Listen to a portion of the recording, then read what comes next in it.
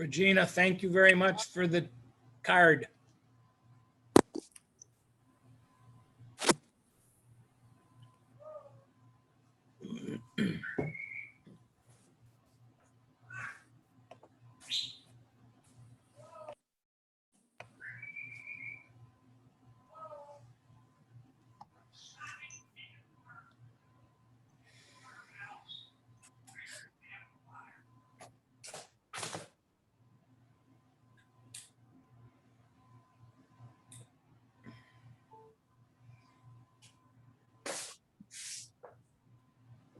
Hello. Hello, thank you very much for the card. You got it? Good. I did, I got it yesterday. Thank you. Good. You did a wonderful job. Oh, good.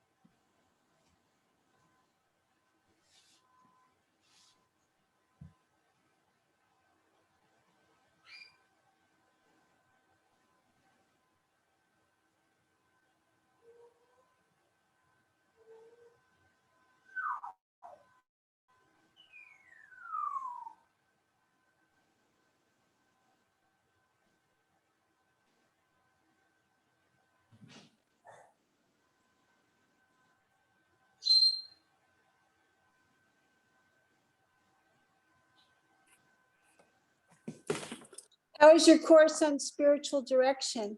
It was wonderful. Was it a one-day thing or No, it was a week. a week? It was Monday through Friday. Okay. It was Ignatius spirituality. Right. So it's the beginning of learning of spiritual direction. And it was very intense. Right, I Yvonne? bet. Yvonne was there also. It was phenomenal. Okay. So there's much more to learn. Yeah.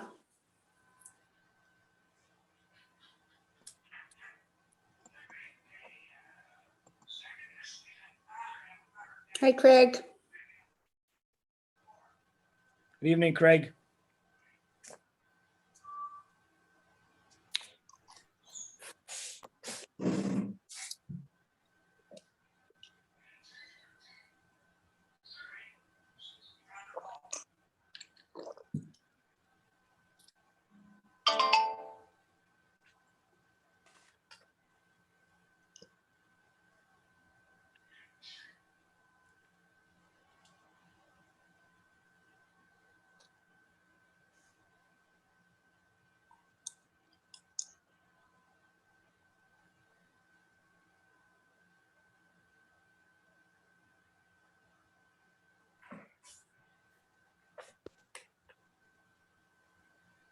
Hi.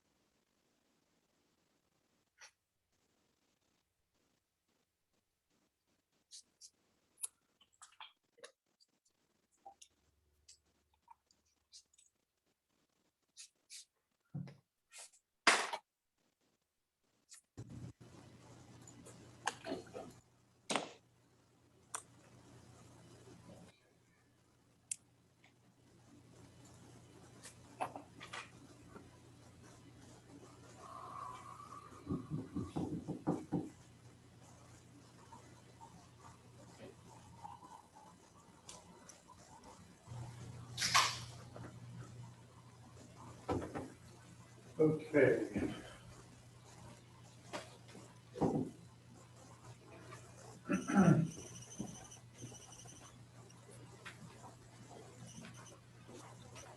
Hello, everyone. Is your volume okay? Yep. Yep. Yep. Okay. Great. Great, great.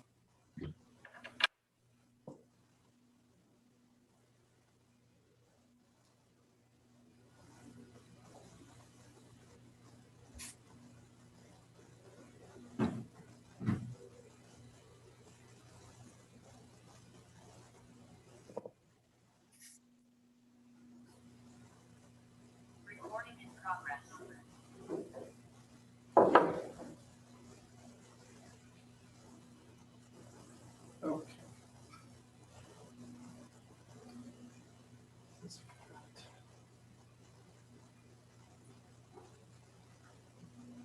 All right, let's go ahead and begin. Is there anything I can pray for you guys about, or anyone in particular about, as we begin class? Any prayer requests? No?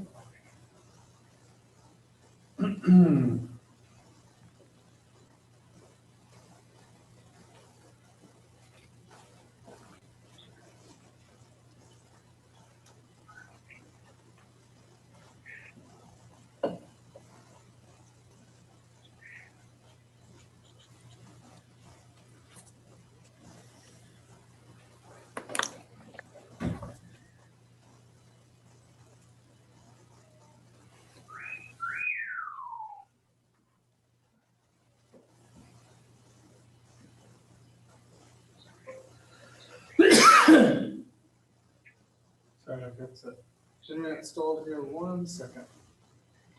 Okay, we'll begin in prayer in the name of the Father, and the Son, and the Holy Spirit. Amen. Amen.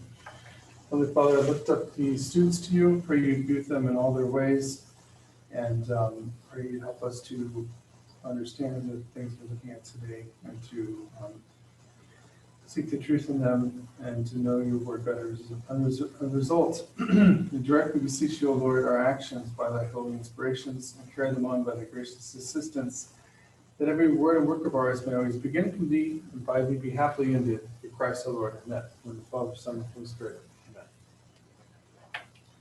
All right, we've got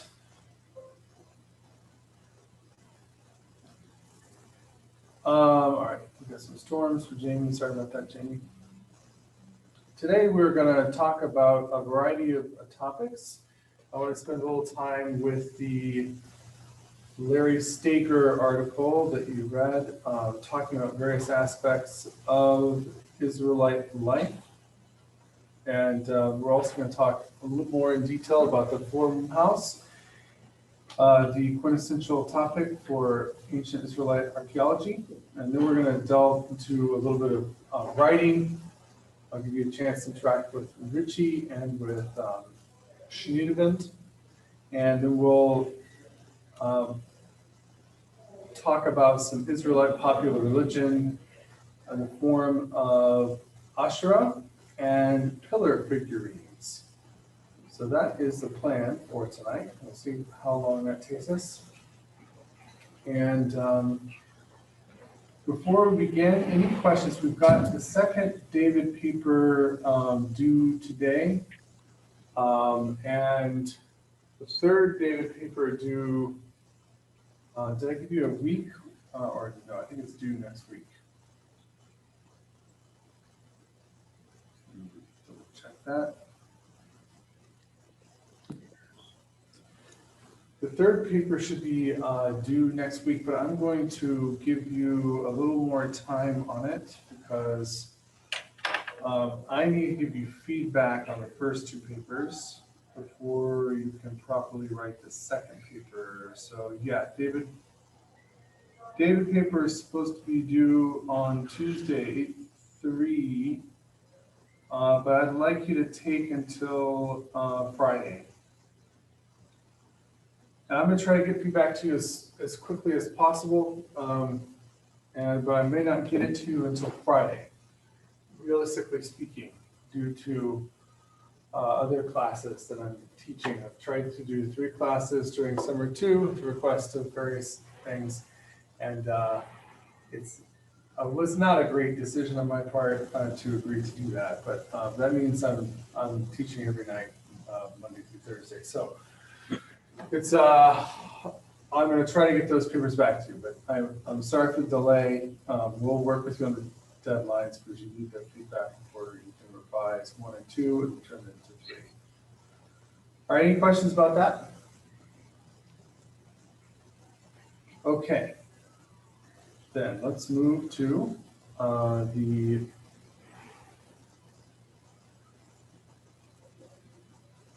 topic of the night. Archaeology and the Bible. Like I said, we're going to chat about houses, social structures, seals, writing goddesses, and pillar figurines, primarily. So, yeah, let's see.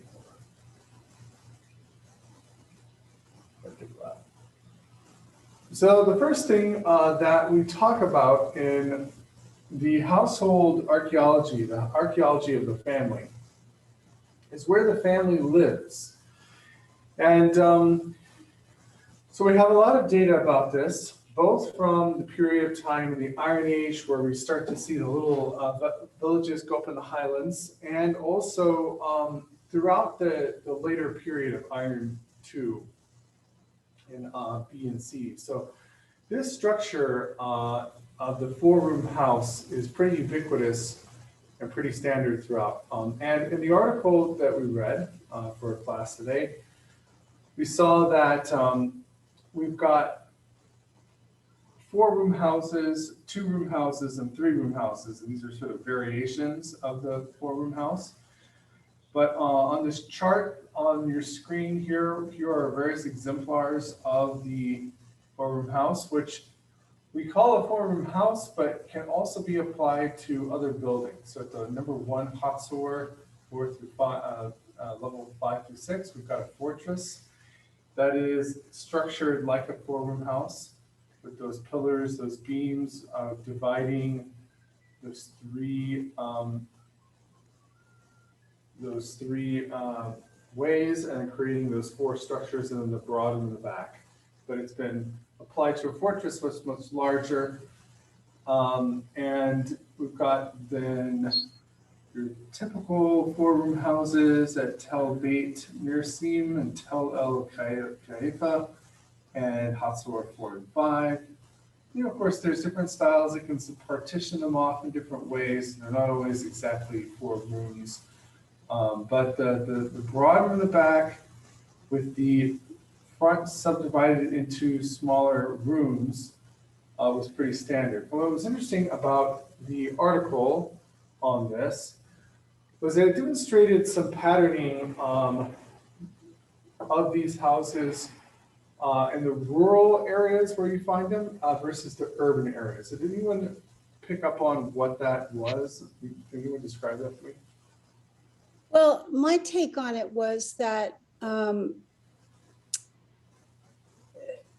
it, No worries, It I de- just, I thought I would give you a chance to loop in. yeah, But this I mean, is, oh, Regina, what were you saying?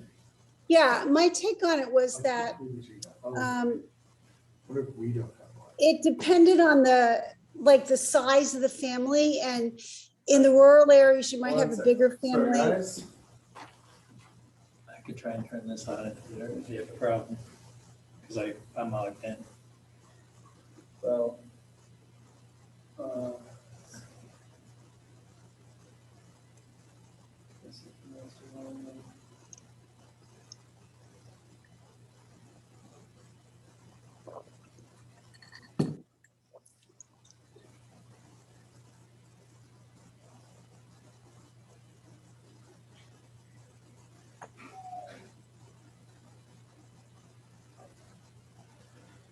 well, if we don't have volume.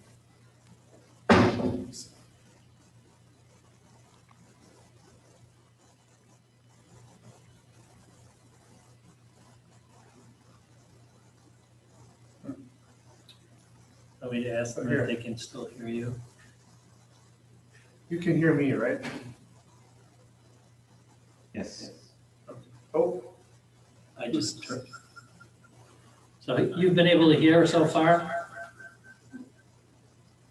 Yeah, Yes. is that coming on our speakers now?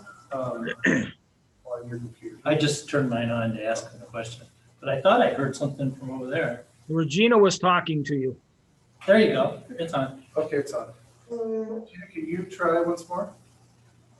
Can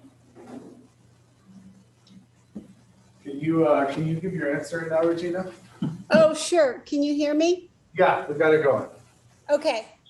So my take on it was that the size of the house was dependent not only on where the family lived, but the economic status of the family as well, being that in the rural area, they might have more people living in the house for obvious reasons of work. But in the urban area, the poorer people lived in the smaller house and was more of a nuclear family. Whereas the larger houses in the urban area had a bigger extended family in the same structure. Yes. Excellent, excellent. So, thank you. Yes, so that's exactly right. We have small houses in the city, primarily smaller. All right, they're forming houses. They're built on this plan. There's more 2 and 3 houses in the city too. But even the four-room houses are there, but they're smaller. The footprint is smaller. They seem to have just been the nuclear family in those cases, except for those that were for the elites, which would have been quite large. And then when you get out to the rural areas, they're big too. They're not wealthy, but they're bigger because they're putting not just the nuclear family, but the extended family all together in the home, sometimes with several different families, several nuclear families all living under the same roof. So that's your basic structure. Here's a drawing of what one might have looked like. Okay, so with a second story, many of them had second stories where people would live, and the animals would also sometimes be housed in these in the bottom story. The heat of the animals would keep you warm at night. You could also do things with the roof. And of course, this is pictured as having a bit of a courtyard out on the second story where you might have a fire pit and so on above the courtyard. And honestly, you can see this style of house in the Middle East today, where you would enter the first level, but almost immediately climb stairs and have your party out in a courtyard in the second level. That's not uncommon to see something like this in Oman or other Middle Eastern communities. So there is a architectural reality going on here. There's also a social reality where you are mapping families onto buildings. And this social structure is one of the most important structures in the ancient world. We talked about it with respect to Ugarit, when I showed you the different neighborhood divisions, the South Village and so on, where you've got families living within homes that are not form houses like this, but they are structured to where extended families would all stay together in these villages, or sorry, these neighborhoods within the city. So at the urban level and at the rural level, we have an operating principle that we call the house of the father. Sometimes it's portrayed as tribal or nomadic, but what I think is fascinating is that actually isn't so much the case. It's operative in whether you're living in a city or whether you're out in tents. The social principle is there. So when you are traveling with your family to leave Ur and travel into the promised land, you're going to take your nephew Lot with you and all of his family and flocks and so on. And of course, eventually your own sons will be with you. Once you die, then their sons will be with them and so on. So it's a Abraham and the patriarchs are a big traveling caravan, but they're still working on this principle. The Beta, the house of the father, it's a patriarchal, patrilineal, goes down to the father, to the son. So Abraham to Isaac, Isaac to not Esau the firstborn, but Jacob, and so on. Patrilineal, also patrilocal. That is, once you are going to get married, the son doesn't usually go and live with his wife's family or even in his wife's village, nor do they move together into someplace, a third location that isn't either the place where his family lives or her family lives, but rather he brings her to his family, right? So when when Isaac is going to be married to Rachel, the servant of Abraham, Eliezer, swears to Abraham, I'm going to go back to where you're from, back to the east, and get a non-Canaanite wife for Jacob. So, for Isaac.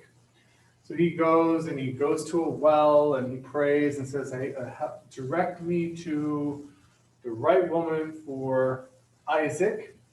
And here's what I'm going to ask you to do to show me this.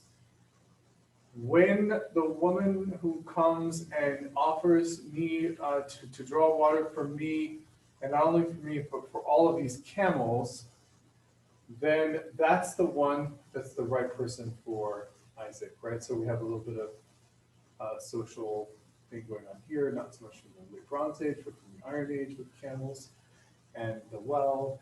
And so she meets him at this well. She draws water for him. She offers to draw for his camels. He says, hey, I'm on a mission to find a bride for my master Abraham's son Isaac. She says, wow, it turns out that I am the daughter of his wife's brother, right? So I'm his niece, as it turns out. So he goes with her to Laban's, not Laban, Laban is her brother, but her father's house, and gives them a bunch of gifts. And Laban asks for 10 days, and he says, I don't want to sit here for 10 days. And so then he puts her on the camel, takes her back to Abraham out in Canaan.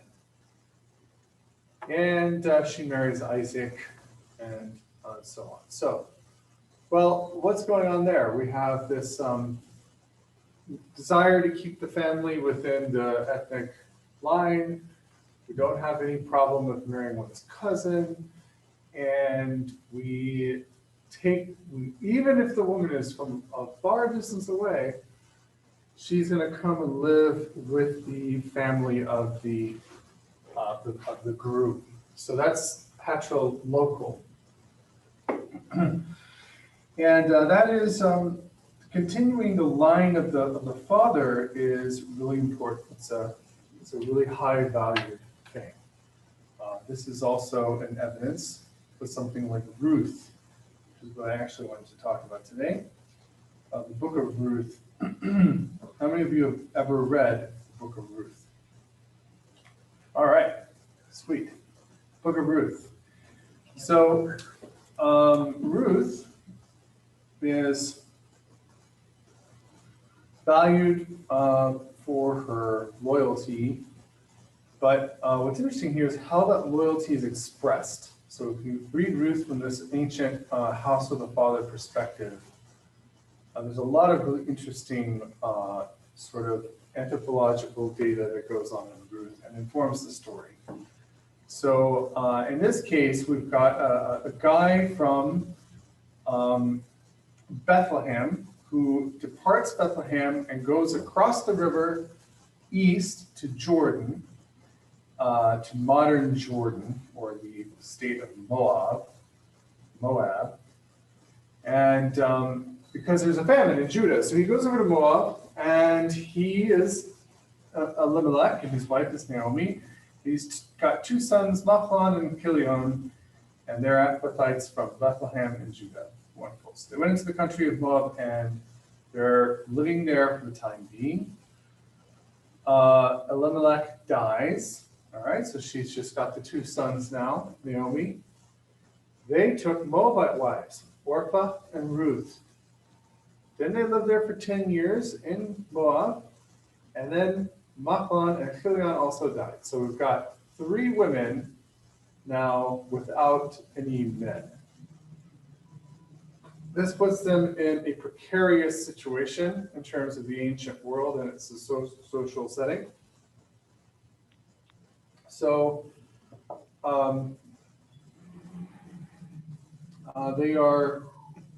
they're not with the house of the father, but ostensibly had started a new house of the father with Elimelech and the 2 sons, but in fact, they all died. So we are sort of left in no man's land.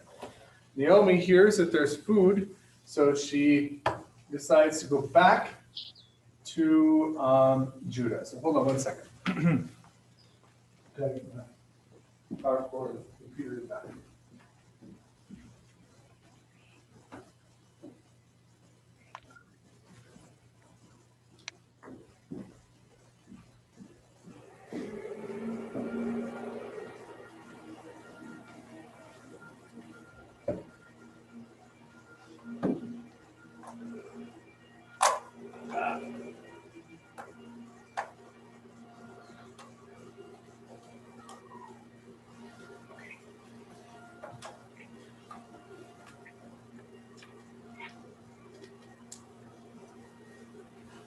All right, so they go back, and the daughters-in-law travel with her a little bit, and then she says, "Go back of each of you to your mother's house. May the Lord deal kindly with you as you've dealt with the dead and with me." I actually love, I'm calling this the house of the father and saying it's patrilineal. And then Naomi, speaking to 2 women, says, "Go back to your mother's house." So, okay, that's a counter argument right there. And I love that, actually. Never noticed that before. But perhaps it was only a debate of the house of the father to the men. But anyway, so she says, "Go back to the mother's house. You got to return home. May the Lord deal kindly with you as you've dealt with them." the Lord grant, that's Yahweh here, not the God of Moab, but the God of Israel. Grant that you may find security, each of you in the house of your husband. So get remarried. Start again. She kisses them, the hoops aloud. They say no. She says yes. Do I still have sons in my womb? They become your husbands? No, I don't. I'm too old. I'm desolate.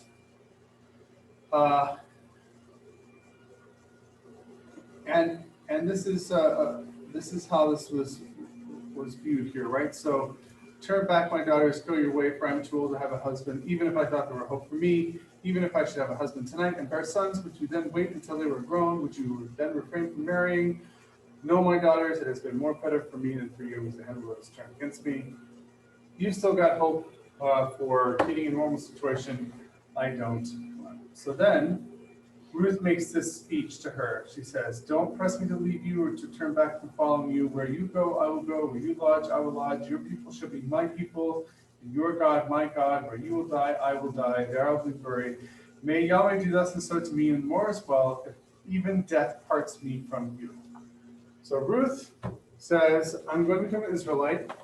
I'm going to worship Yahweh. I'm going to swear by Yahweh that I will never part from you. Even if unless it's death. So she didn't, she says fine.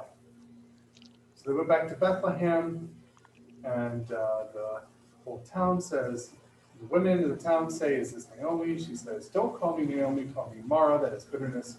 The Lord has dealt bitterly with me. I went away full, the Lord has brought me back empty. Don't call me Naomi, or like Naomi is something like beautiful. The Lord has dealt harshly with me, and the Lord has brought calamity of the Almighty, that's Shaddai, has brought calamity upon me. So they come back, and they are here at the beginning of the barley harvest. Okay, so far this has been an interesting example of the social dynamics of men and women, and it's going to continue to be. There's a kinsman on Naomi's husband's side, a prominent rich man of the family of Elimelech, whose name was Boaz.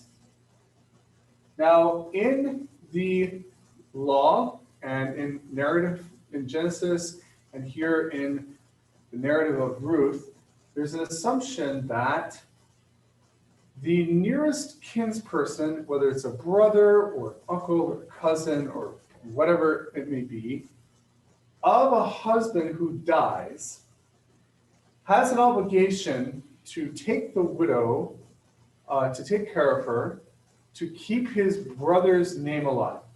This is called a kinsman redeemer. So if my brother dies, it's my responsibility to make sure that his line continues and that his family property continues in his name. All right. So that means that I need to make sure that his wife is pregnant, has a son, and the land stays with them. And so I will have sex with her until that happens, and then she'll continue in my house, and then I won't have sex with her anymore. And her son will continue. This was like just the way things happen. God kills a guy in Genesis when he tries to subvert this by spilling his seed on the ground, and so it's like what you're supposed to do. It's in the law. So Tamar is the same.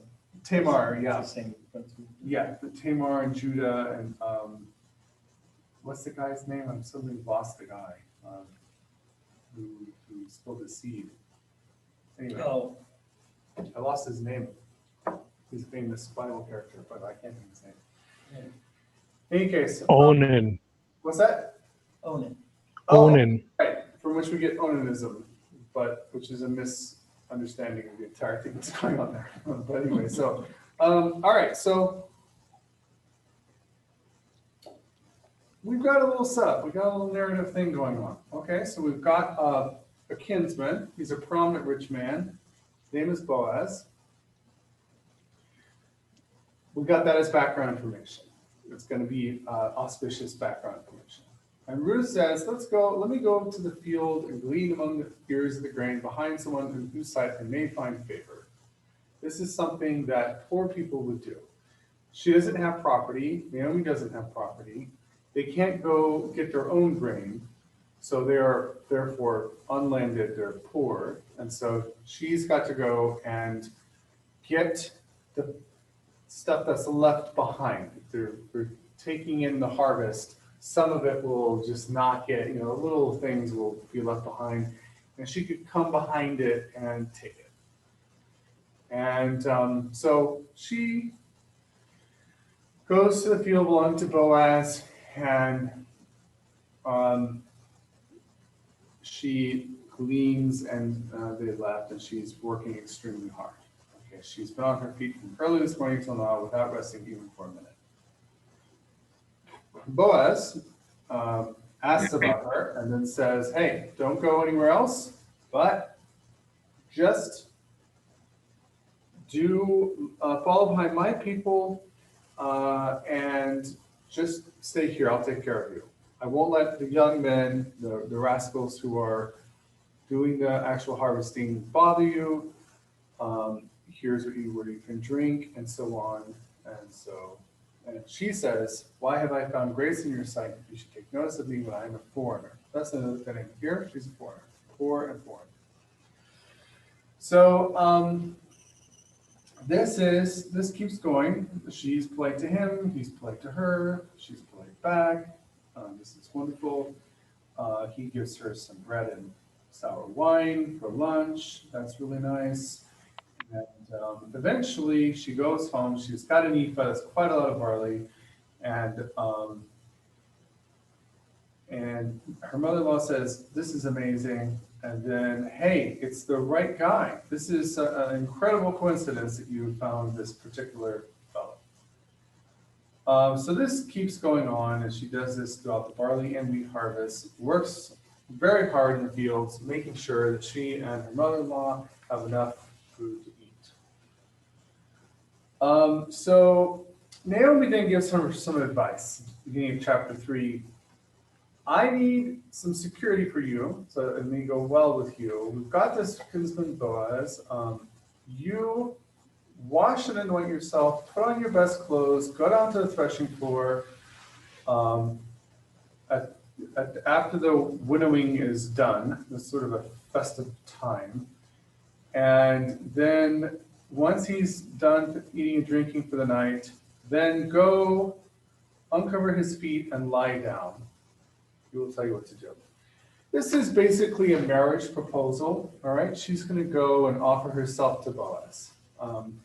And she's going to wait till he's sleeping. She's going to offer herself to Boaz. So he's eaten and drunk, and he's in a contented mood is a terrible translation. He's drunk, that's what the text says. He's like tipsy. He's been drinking some wine. He's festive, he's happy, he's lying down. And then she comes stealthily, uncovers his feet and lies down.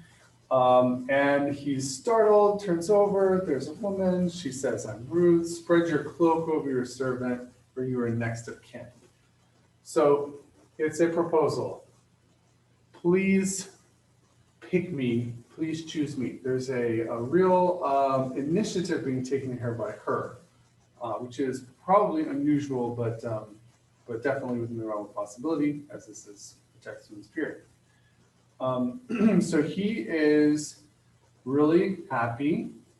This is amazing. You haven't gone after the young men. I'm an old dude. You're a young woman. This is amazing that you've been willing to do this. But though I am a near kinsman, there is another kinsman more closely related than I.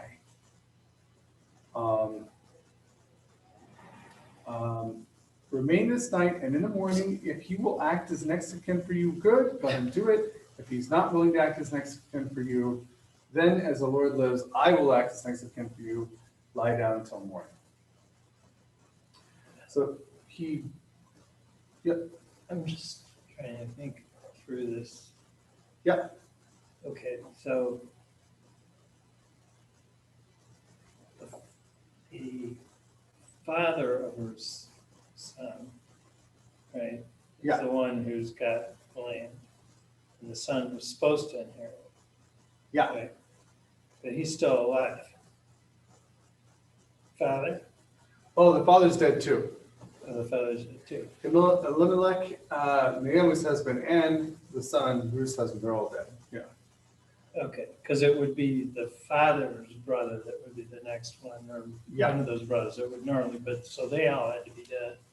Yeah, this, And then you move down to the son, and now you have the son, and if there's a second brother, you would go into that relation. yep, but the brother's dead too. And then if you don't, you're kind of like rules of consanguinity, you go up to the next brother that had a son.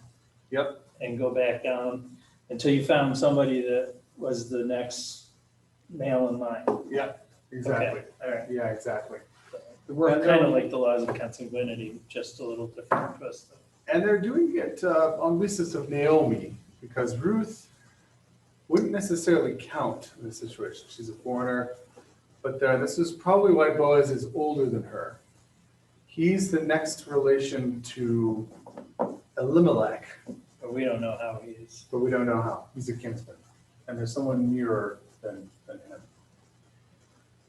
So he gives her some grain. He gets her out of there while before anyone can recognize her. He's taking care of her reputation, right? This could have gone a different way if you were an unscrupulous guy. So he's being portrayed as a very honorable man. Then he goes and to the gate. So he's going out of the countryside. He's going to go up to the city gate. The city gate is where you would do transactions. The judges would judge at the city gate. Economic transactions would go down at the city gate. It's like the place of law and rules and dealings. This is why, if you read through the prophets, they say, let the justice be at the gates. That's what we're talking about. It's not some sort of metaphor. This is literally where they met to do dealings. Legal dealings of both the lawsuit variety, the litigatory dealings, and the criminal dealings, and the contract dealings would all be done at the city gate. So no sooner had Boaz got up to the gate and sat down there than the next of kin of whom Boaz had spoken came passing by. So Boaz says, "Come over here, friend, sit down here." And so the text does not identify this guy. They don't give him a name. They call him, like, at one point they call him a so-and-so. The idea is that because what he's doing here is shameful, they're not even going to name him, which is really interesting. So he calls him over. Then he takes 10 men of the elders of the cities and said, "Sit down here." So they all sat down. Okay, so we've got the elders here to verify the transaction. And they sit and listen. So then he makes his proposal. This is like a proposal in a court. Naomi, who's come back from the country of Moab, selling the parcel of land that belonged to our kinsman Elimelech. So I thought I would tell you of it and say, buy it in the presence of these sitting here, in the presence of the elders of my people. If you will redeem it, redeem it. But if you will not, tell me so that I may know, for there is no one prior to you to redeem it, and I come after you. So he said, I will redeem it. So they have the right to purchase this land, because Naomi cannot maintain it. It's rented out at the moment. She's not getting anything from it. She needs to sell it. And if they, since they're next to the land, they can redeem the land to keep it in the family by purchasing it. They have first right of purchase. So seems like a steal. All we got is Naomi and Ruth. No one can hold property. So this nearer kinsman just knows about Naomi. She's a widow. We set her up with some cash. he's going to get the land. So he says, I'm going to do that. And Boaz says, the day you acquire the field from the hand of Naomi, you are also acquiring Ruth the Moabite, the widow of the dead man, to maintain the dead man's name on his inheritance. At this, the next of kin said, I cannot redeem it for myself without damaging my own inheritance. Take my right of redemption yourself, for I cannot redeem it. So what's going on here? A little bartering. It's bartering, but what's the concern? The next of kin is Well, worried. if does the guy who's so-and-so, if he doesn't have any sons yet, Yep. and he and she has a son with him, if then until he has another son, or if he doesn't, then he would be the heir to both. Yep. Yeah. His Right. property would be at jeopardy if, and because whatever he does with Ruth and with this land will actually not continue in his own family line. So even if he had a son, if he buys this land and puts his money into it and maintains it and works it and so on, and Ruth has a son with him, that will go with the son and won't stay with him. The house of the father, if you have a son, it's going to stay with you. That son actually goes with the dead man, and it goes with that line. And in fact, Ruth isn't even properly his wife exactly. She is, but she isn't precisely. She's not part of his house of the father. She's still technically part of the dead man's house of the father. So everything that happens with her, the child, the land, it all will continue the dead man's inheritance. And it'll go that way, and it won't stay in his own family thing. So his son won't have any right to it. But if that was the only son, he'd get both inheritances, and he'd have both lines. What's the difference between the lines? That's a great question, and I mean, it seems like that's a it would good feel like thing. You're you're getting a double inheritance for your son. It's not how they think of it. Like for me, if I was like, oh, okay, well, I'm acquiring Ruth. Maybe I have a wife already. Let's say I can imagine myself being polygamous, which I cannot. But let's say that. Then it's like, oh, fine. I've got Ruth. I've got a son by Ruth. Yeah, I fathered him, right? He gets to share the inheritance with my other sons. No big deal. That's not how they viewed it. That's not how they viewed it. It was his duty toward Ruth was actually to give her a son for his dead relative, Right. and that son was not his, because the whole connection of like genetics was way less important than the social reality of this isn't my son, right? I sired him literally, but that isn't my son. That's the son of the dead man. How does that work in terms of the lines that go?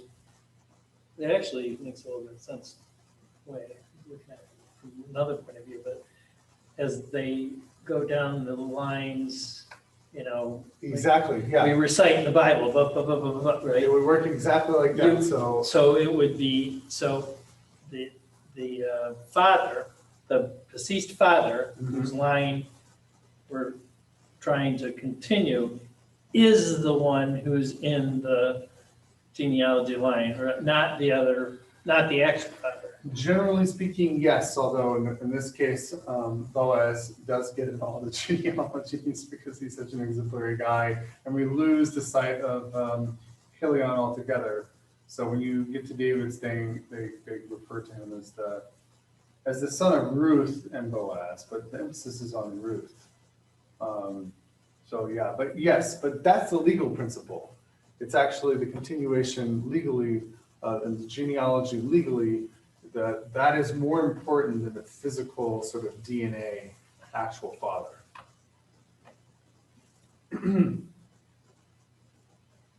We have something similar to this with adoption. And sometimes, people feel, because our primary feeling about parentage is that the physical parent is the most important thing. some people who were raised in an adopted situation will become old and feel like it's existentially important to me as my identity to know my birth parents or parent. And they will sometimes go and do that. And 95 to 99% of the time, that's not very satisfying for anyone. But it's still important because that's what we value as a culture. But really, socially speaking, that adopted kid is the legal son or daughter of their adopted parents. And they will have their name and they will have a relationship with them like they do. But this is just a similar thing, but with someone who's not even around, who's dead. So it's kind of a reverse mirror image of adoption. So in this case, the guy says, I will not redeem the field because I don't want to redeem Ruth. And so then we have the exchanging of the shoe, which by the time Ruth is written, has already gone away. Then this is an interesting little social moray here, because in verse 7, now this was the custom in former times in Israel concerning redeeming and exchanging. To confirm a transaction, the one took off a sandal and gave it to the other. This was the matter of attesting in Israel, to signify the end of a transaction. But by the time the person who's writing this, it's obviously, he has to explain it to whoever he's writing it to. So this is an ancient practice that is already gone by the time it's written. He explains this, and then we get the next of kin saying to Boaz, "Inquire for yourself." He took off his sandal. Then he says, "Today you are the witnesses that I've acquired from the hand of Naomi all that belong to Elimelech and all that belong to Chilion and Machlon. I have become the kinsman redeemer for Elimelech and his 2 dead sons. I'm getting their entire property, and I'm acquiring Ruth the Moabite to be my wife, to maintain the dead man's name on his inheritance, in order that the name of the dead may not be cut off from his kindred and from the gate of his native place. Today you are witnesses." So he marries her to continue Elimelech's line through Chilion and Machlon, and through himself to Ruth, and so on. And then they say, I love this, we are witnesses, may Yahweh make the woman who's going to your house like Rachel and Leah, who together built up the house of Israel.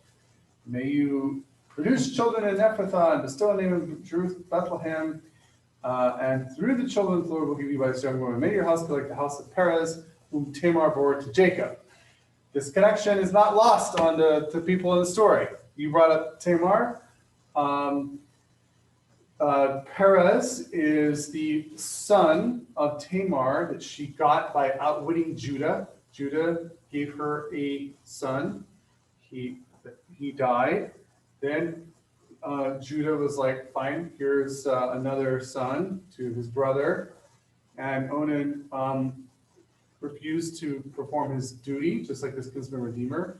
And he spilled his seed on the ground, God killed him. And then he had another son, but he didn't give her to Tamar, perhaps because he was afraid that she was a black widow, that all of his sons were dying with this woman somehow. But he just ignored her. So she dresses like a prostitute, hangs out when he's going to come down there. He doesn't have payment because it's a spontaneous thing to sleep with her. She takes his seal and his staff.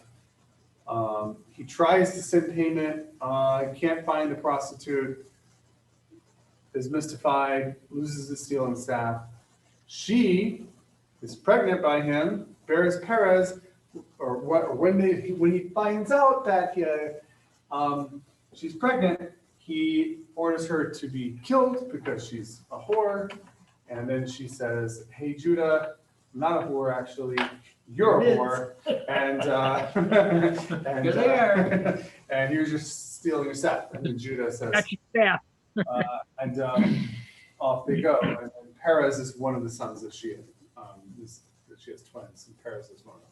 So they're evoking the story, which is a parallel to what's happening here in their response. So they come together. Yahweh makes her conceive. She bears a son.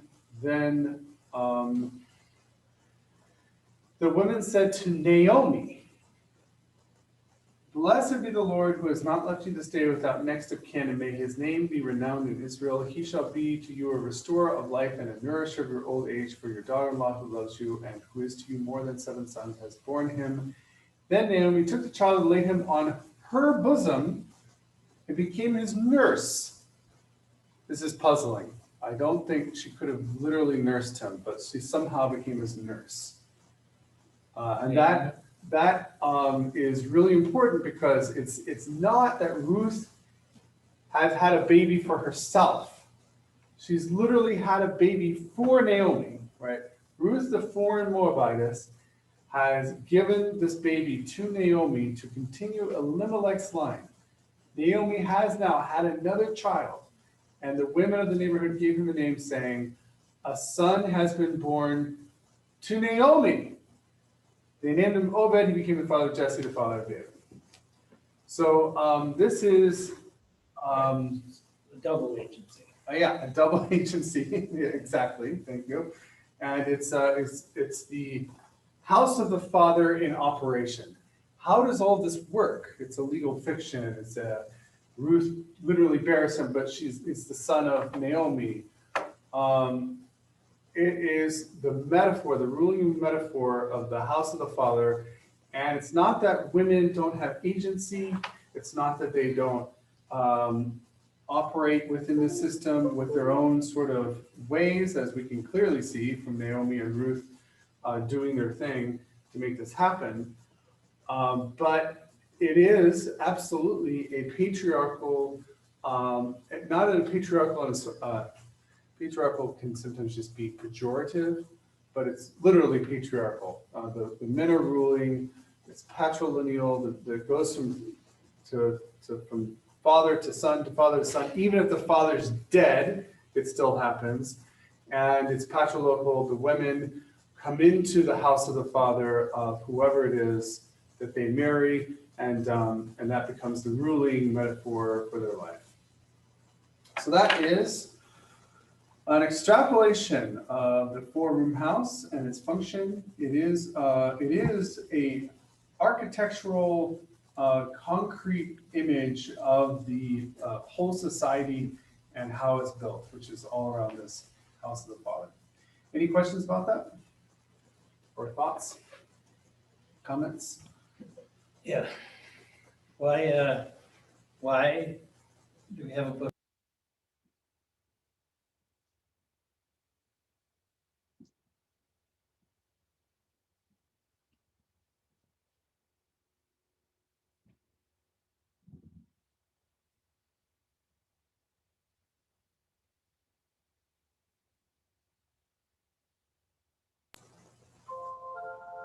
Ask that question again, Bill.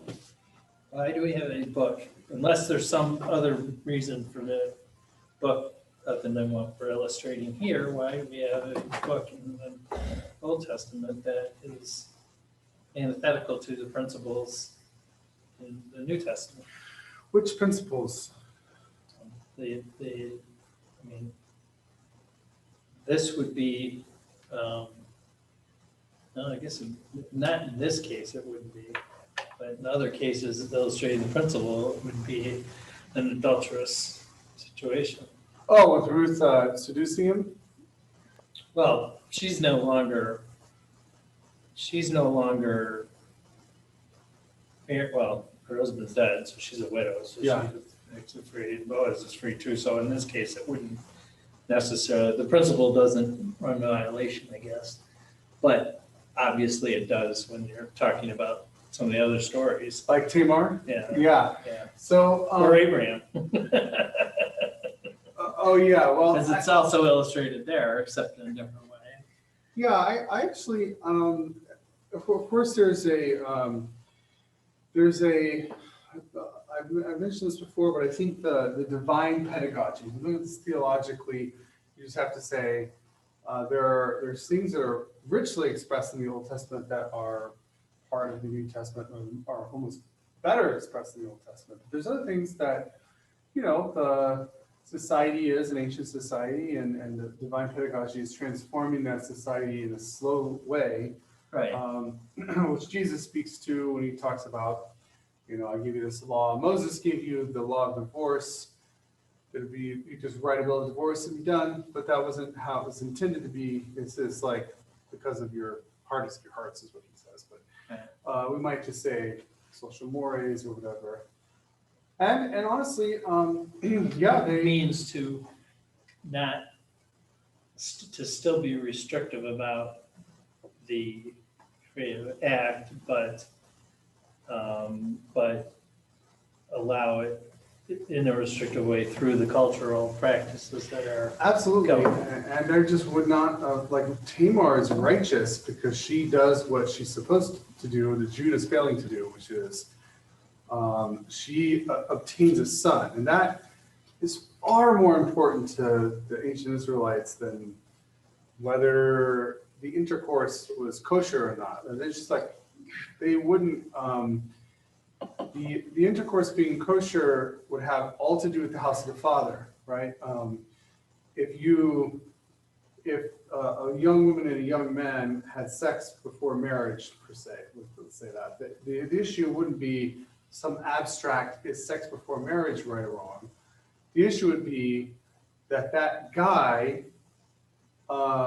has taken my daughter without paying for her, without having a marriage contract, without securing the permission of the father, his own father, and the woman's father, without agreeing on an exchange, for the bride price, without, bringing her into his house, the father himself, and making sure she's taken care of. Like, you can't let children happen without all of that happening, right? So it's not a question of like, there's really not a lot of concern expressed about sexual morality in the abstract. There's no focus on lust per se in the Old Testament. It's more about the perpetuation of the nation and the covenant that goes with it. Absolutely, it's completely social. It's totally social. Yeah, it's not a personal. The only thing I can think of is Job, where Job says he has not looked after other young women, and it says don't covet other people's wives. But that is like the way that it's immoral has to do with defending against the entire social structure, especially the house of the father, and not so much about sexual morality, the way that we think of it. And then the New Testament has more of that, but not a ton more. It's like stay away from sexual immorality, but that isn't overly defined, But there, and that is in the context of the Greek culture, which was a shock to all ancient Jews. And this house of the father business would have been pretty similar to other non-Jewish people in the ancient Middle East. There was a very strict conservative, patriarchal view of all these things that informed the mores more than having sort of an abstracted sense of immorality per se. The Greeks brought in more stuff that worked outside of all these strictures. So, yes, Regina. It's interesting that whoever asked that question, I didn't see who asked it, but you spurred in my mind the whole question about morality. And honestly, being new to really reading the Old Testament like this, I see no correlation between New Testament and Old Testament morality at all. Yeah. I mean, is that true? No, I think I would hesitate to say that. And the focus of this class has us reading, wars and sex. Yeah. Those are two areas in which the Old Testament and New Testament are fairly different. But if you were to read through Deuteronomy, read through the prophets, the concern for the poor, the need for good to come from the heart, the remembering of the covenant, the worship of God alone, Okay. the refusal, the absolute refusal to do anything oppressive toward people who are beneath you. Those ethics are all brought up. Jesus's ethics are thoroughly saturated in the Old Testament world, and he begins with them and takes them deeper, but he is not. It's not two separate genuses. They're very related. We would see this if you should all come back if you would like, humbly, to take my Intro to the Old Testament course. I will hit this bell a lot because I don't like seeing them as radically different, just because there's so much beauty in the Old Testament that it would be a pity to view it that way. But I completely understand what you do because of the particular focus of this class, which is history and anthropology. And in that case, we are dealing with, well, like I said, wars and sex. Those are different. They are different. I think I might have to take your class. You should. I think it's a great idea. It's a wonderful idea. It's a great idea. I recommend it. It's this fall, actually, doing Old Testament. So you just continue right on it. I had a question. Joshua, yeah. How does the Levirate marriage fit in with this? Is that the same thing, or? Yes, that's a synonym. Yes, this is a Levirate marriage. Yeah. Because I think in the passage in Leviticus, I think it is, where it talks about like two brothers who live together. Is that right? I don't recall this particular scenario. Okay. But yeah, I was just wondering what the relationship was there. Yeah, those are. Did I kill the video? You guys don't have video. All kinds of shenanigans going on. Yes, we are. That is the Levirate marriage, and it does come up in the New Testament when I think when the Sadducees, who they don't believe in the resurrection, right? So they come to Jesus and they say, a woman has, marries someone and he dies, and then she marries his brother, and so on. Several of them marry somebody else, but it's that passage hangs on. Which one of them is the wife? Which one of them is the one she has in the resurrection? And then Jesus says, actually, no theology of the body in the resurrection. Just kidding. That was a joke. No marriage in the resurrection. All right. I've got to figure out why the video is off.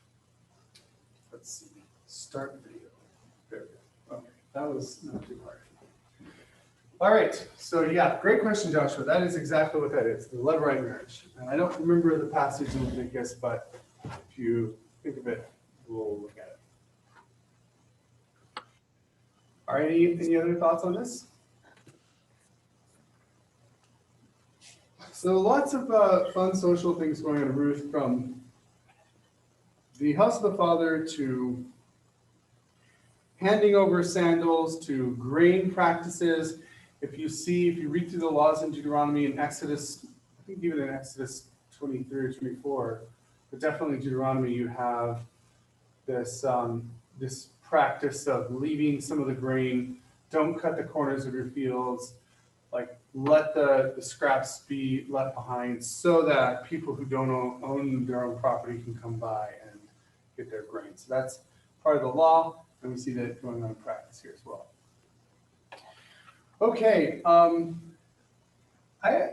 want to go into the Larry Steger article.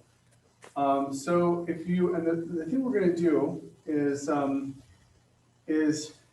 how many of you had a chance to read the Larry Steger, King and Steger article?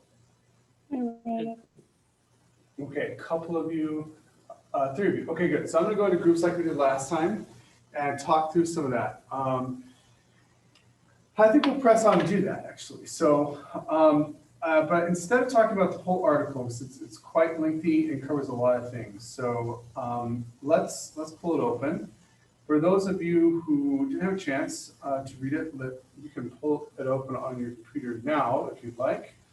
It's the first one, King and Staker, 2001, Life in Biblical Israel. Philip King is a Catholic priest and an archaeologist who works at Boston College, or did. Is he still around? Is that? Philip King, who is the person who wrote this article. Historian was. He died in 2019. Oh, that's sad. So he taught at Boston College. He retired in 2001. And he was an excellent historian who worked with a lot of archaeology. And he wrote a book I like and had people buy, I think, or at least read part of for my intro Old Testament class, an archaeological commentary on Amos, Hosea, and Micah. Good stuff. And then he wrote this book with Larry Stager, Life in Biblical Israel, which is really the go-to book for the archaeology and anthropology that just sort of goes with the Bible at the sort of every little level. They'll tell you how, as in this article, a key and a lock and a bolt works. They'll tell you what the trees are like. They'll tell you everything about ancient Israel's day-to-day archaeology.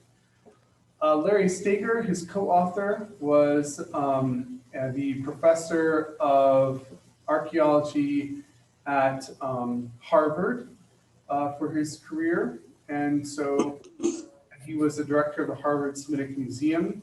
And he did a bunch of excavations at Ashkelon, which is a Philistine city. And so that was a major thing that he did. He was the director, the guy who taught my archaeology professor, whose name is David Schlung, who wrote a book called The House of the Father, which is one reason I'm so on this. So he's my archaeological grandfather, if you will, Larry Stager. He's the other author of this book. And he was also a fairly conservative fellow in a certain way, not religiously, but he is, as Regina wrote me a message and said, it seems like in this article, Israelite House and Household, that we are taking everything from the Bible directly at face value when it comes to sort of day-to-day anthropology, which is different than what we did with the history of the Bible. And I think that was a great observation that Regina made. And part of that is because the stuff that the Bible reveals about day-to-day life, it's just happens in the writing of other things.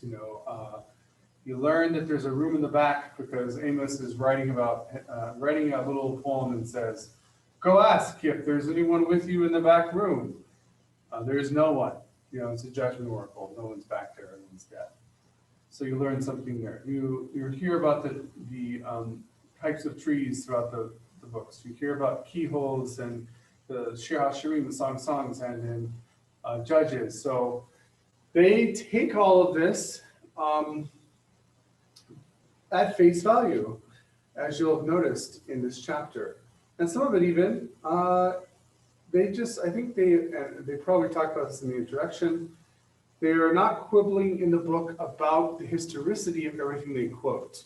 They just say King Solomon got cedars from Hiram of Tyre. We know Tyre had a bunch of cedars. He got those. He also got pine for the altar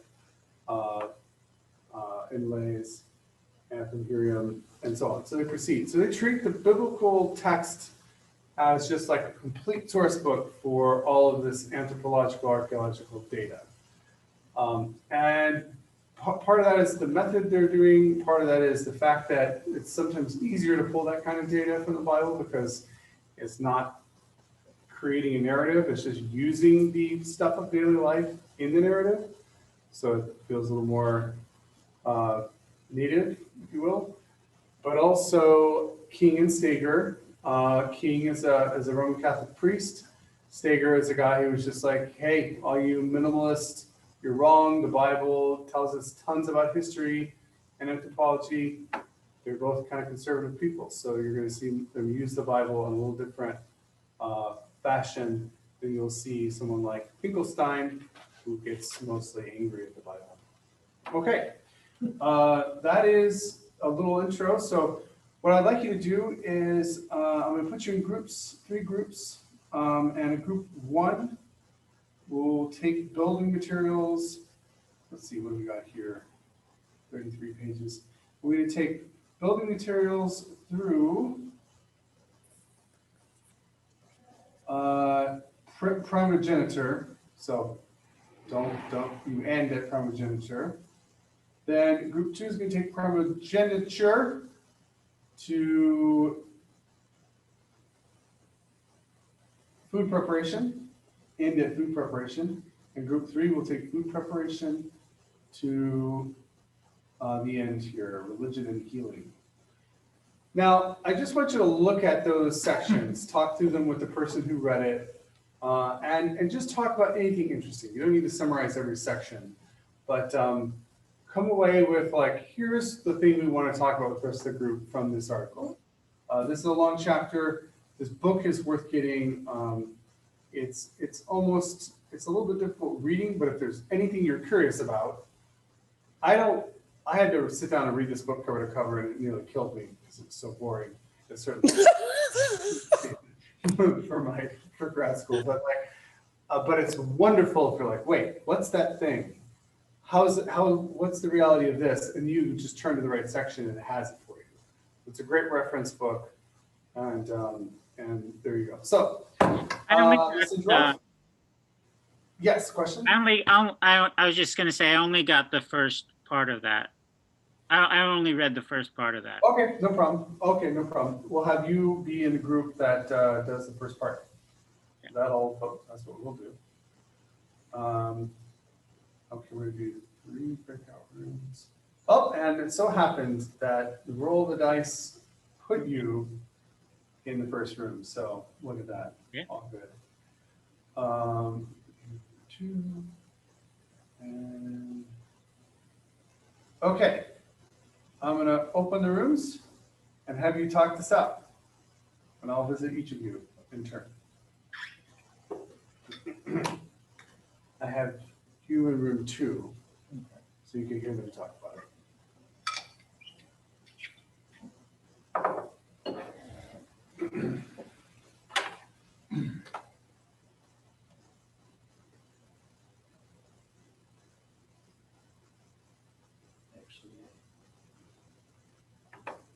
So does that mean that we're on the audio there? So I should keep my audio off? Yeah, keep your, no, yeah, you what? Yeah, I'm gonna mute this and you go in there. Yeah. You use your. Okay. Actually, I didn't even do this. If you think I remember the gist, you think I am way more smart than I am. So what pages are we starting at? We're starting at inheritance, which is just, no, I guess would be, yeah, inheritance, which is the one after primogeniture. So it's on page 48. Okay.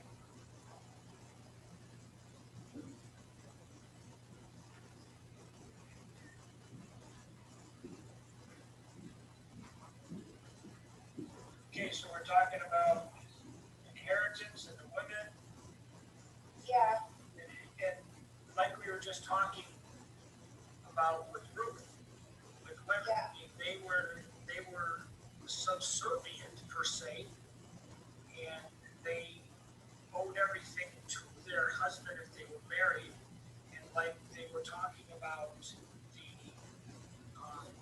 where Ruth and Naomi had both lost their husbands, but Yeah. because they were kids per marriage, they went together, and in the story of Ruth is more or less the inheritance that is what goes through Israel throughout all of the book, all of Right. the Bible. well, the thing that Well- stayed in my mind, which certainly it stayed in my mind as I read this, because they're carried over into, they were carried over kind of into modern life. And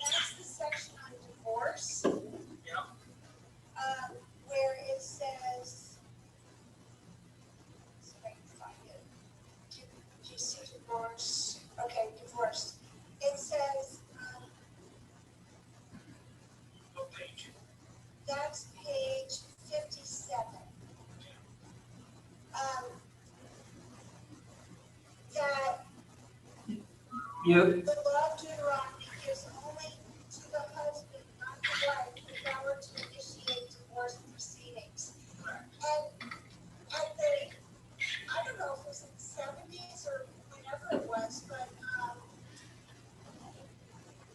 as I remember it right, the woman could not, the man had to give her a divorce. And to give her a writ of divorce. Yeah, They didn't have to. I'm talking about modern times, Okay. that some of this carried over. And I don't remember the exact law, but it was only in more recent history that a woman had any right into the divorce proceedings at all. Yeah. Well, the Well- law of Deuteronomy 24:1-4 gives only the husband and not the wife the power to initiate divorce proceedings. Right. And at that time, for any reason, without an obligation, before the court, he was required to give her a written document of divorce. And Well, but yet there needed to be grounds. adultery upon remarriage, which was permitted to her. Laws of divorce were interpreted in terms of the Israelite social structure, which was genic, descended from the father's side, not cogenic, having common ancestors. There had to be grounds to some extent, and that's what Regina's getting at too. We had grounds for divorce all the way up until the 70s. It's not necessarily the weighted difference between men and women was quite a ways before that. But up until then, you had to have grounds, and men had to have grounds in order to release themselves from the obligation of caring for their wives. And you actually have to look at it that it has a negative aspect overall, but the rule is actually there to protect women and children from becoming destitute.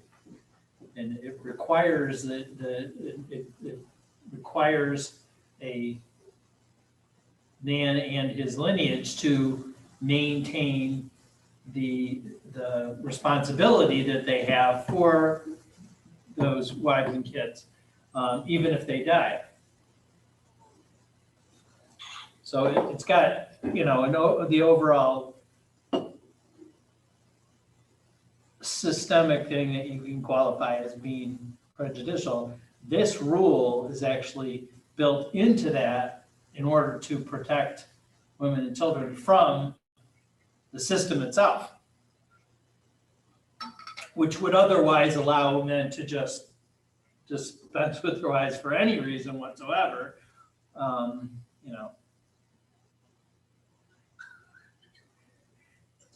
like, the piece I took was, I don't know the law about that, but did it also keep women in marriages they wanted out of?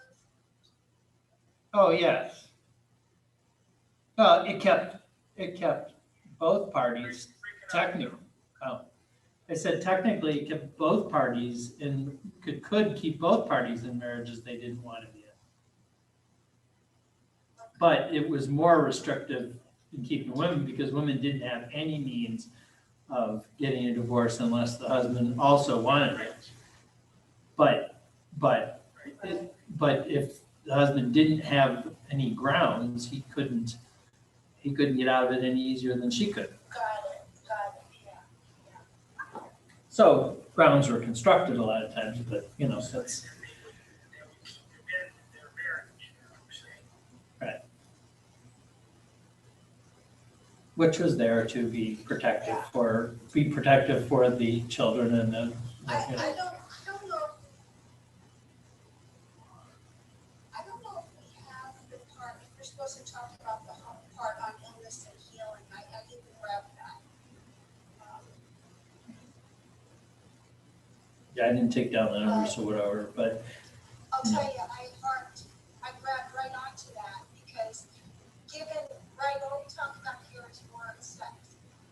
So given that, I wonder learned so much about the public health during that time, not only as far as hygienics go and, waste disposal and whatnot, but STDs. I mean, if everybody was sleeping with everybody else. Well, I don't know if they really were. Certain parts of the community were, but when they had a proper family, I don't think it was that much that way. Well, to be honest, I don't know how we know that one way or another, because the only way we've gleaned anything from this period is from either the writings or the archaeology, and the writings are all written from perspective that you can't necessarily rely on to be generalized to the entire population, and the archaeology can't give you any information on that at all. So I'm not sure that we can actually even infer anything about how that was, unless you can devolve it from maybe some of the writings inferentially, after excluding the motive for writing in the first place.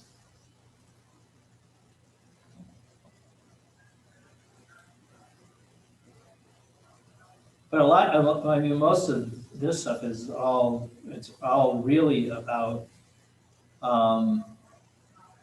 maintaining a system of property rights in a manner that doesn't cause division within family and tribal groups, because it's all laid out, so everybody knows how things are supposed to flow, and you don't have brother number one and brother number two fighting over something that brother number one's entitled to under the law.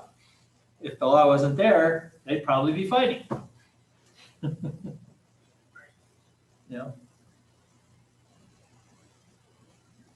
So, I mean, most of this is designed to minimize conflict as much as possible, and to ensure the smooth transition of property and, Father to son. well, property in general. The system they picked happens to be one that passes it from father to son, but it was, the structure of it is patrilineal, right? But the purpose of the rules is to make sure you have an orderly transmission of that property through generations without creating conflict over it.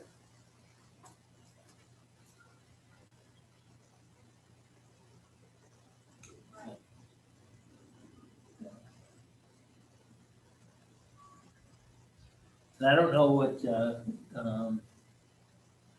I mean, a lot of these laws are actually, especially the investment, are designed to address and protect the vulnerabilities of people who would otherwise, in say these rules weren't there, would be subject to whoever's the most powerful.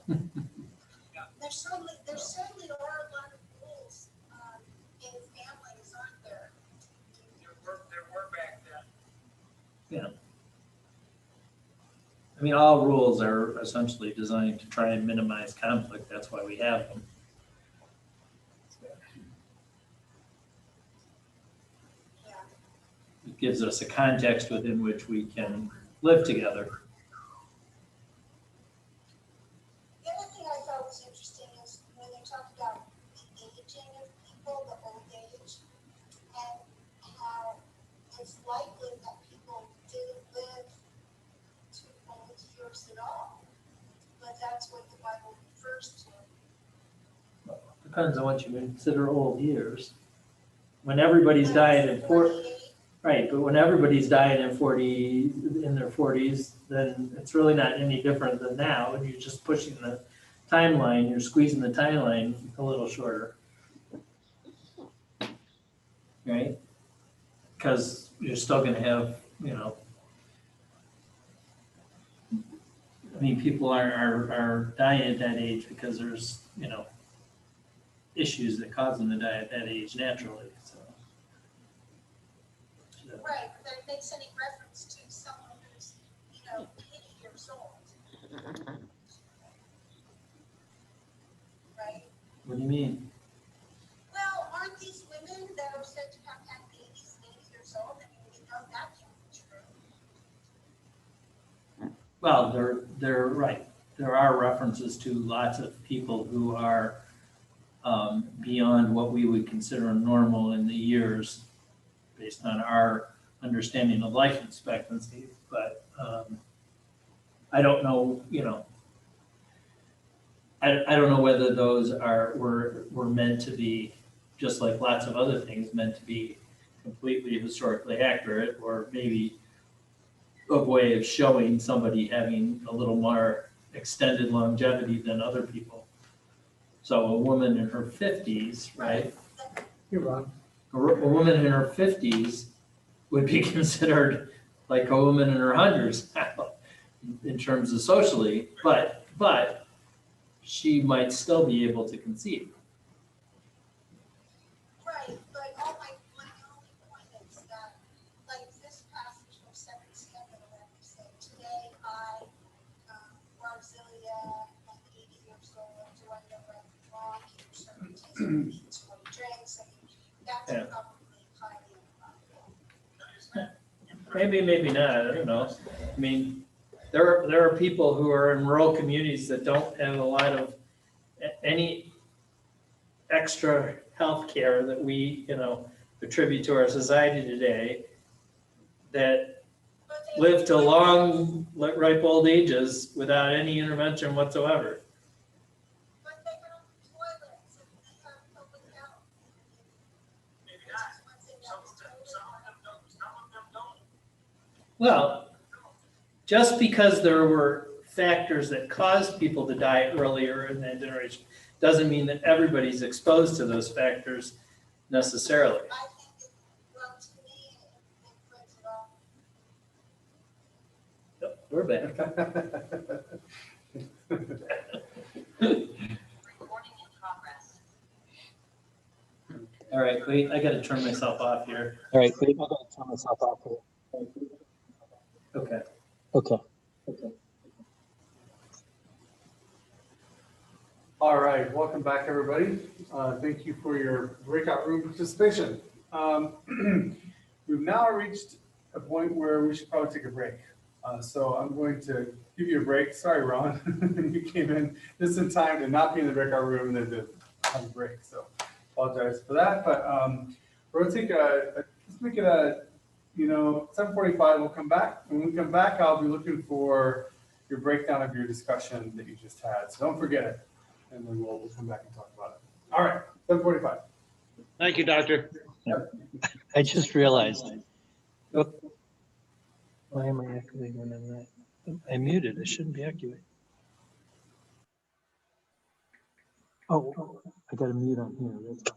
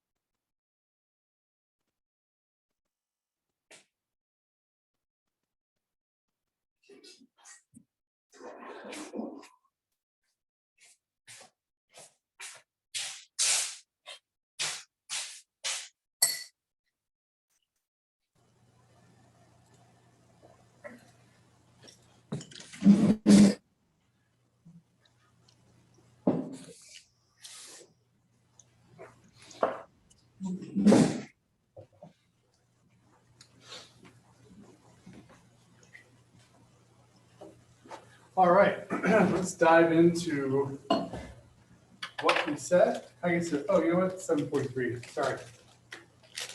I'm early.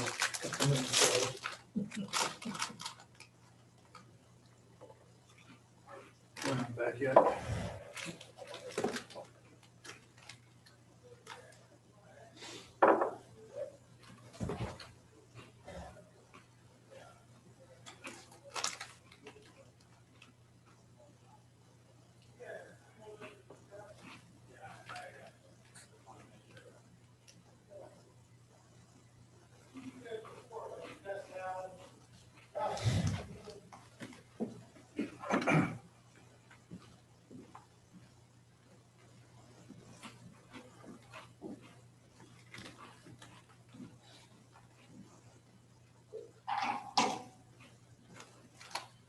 I ran into Bishop Fisher in the hallway today.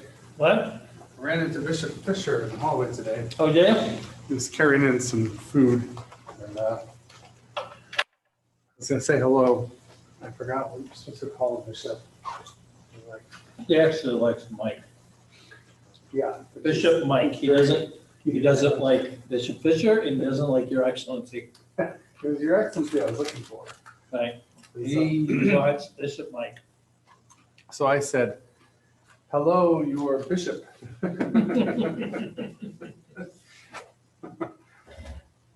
Bishop Mike, okay.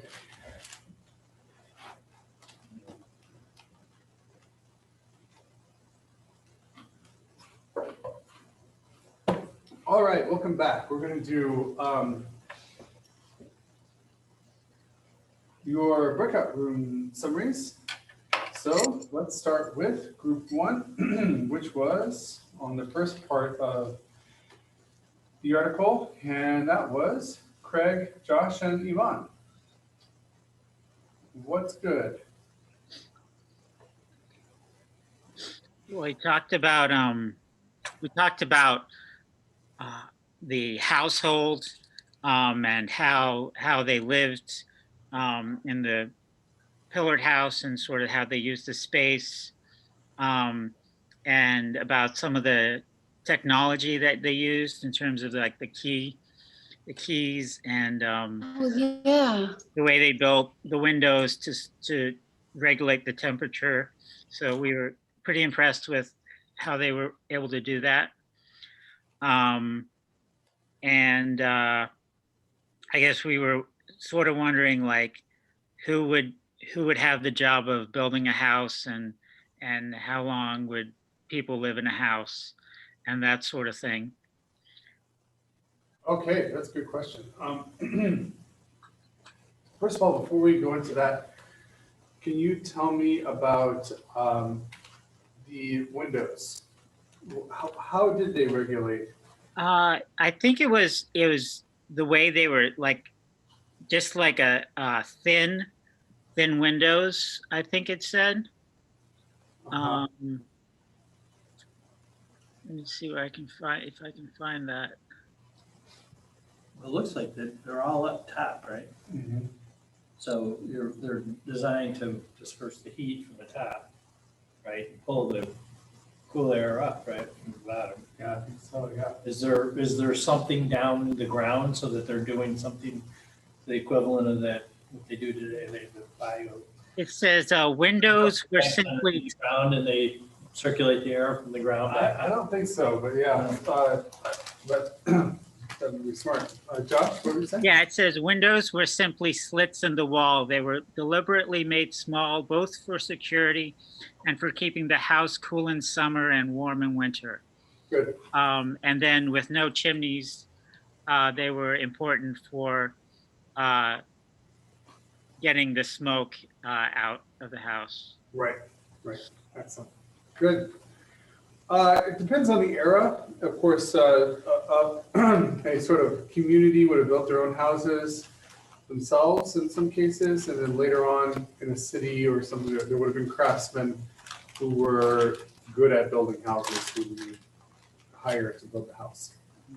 So, in something like monumental architecture, let's just describe, you have people who have specialty in masonry and specialty in woodworking and so on that would come along, help you out with all that.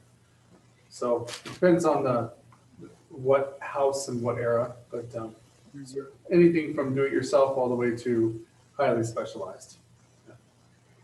And how long? Some of those little compounds, I imagine, they look like, really, they do look like they just like keep adding on. So you know you got another family group coming in. Yeah.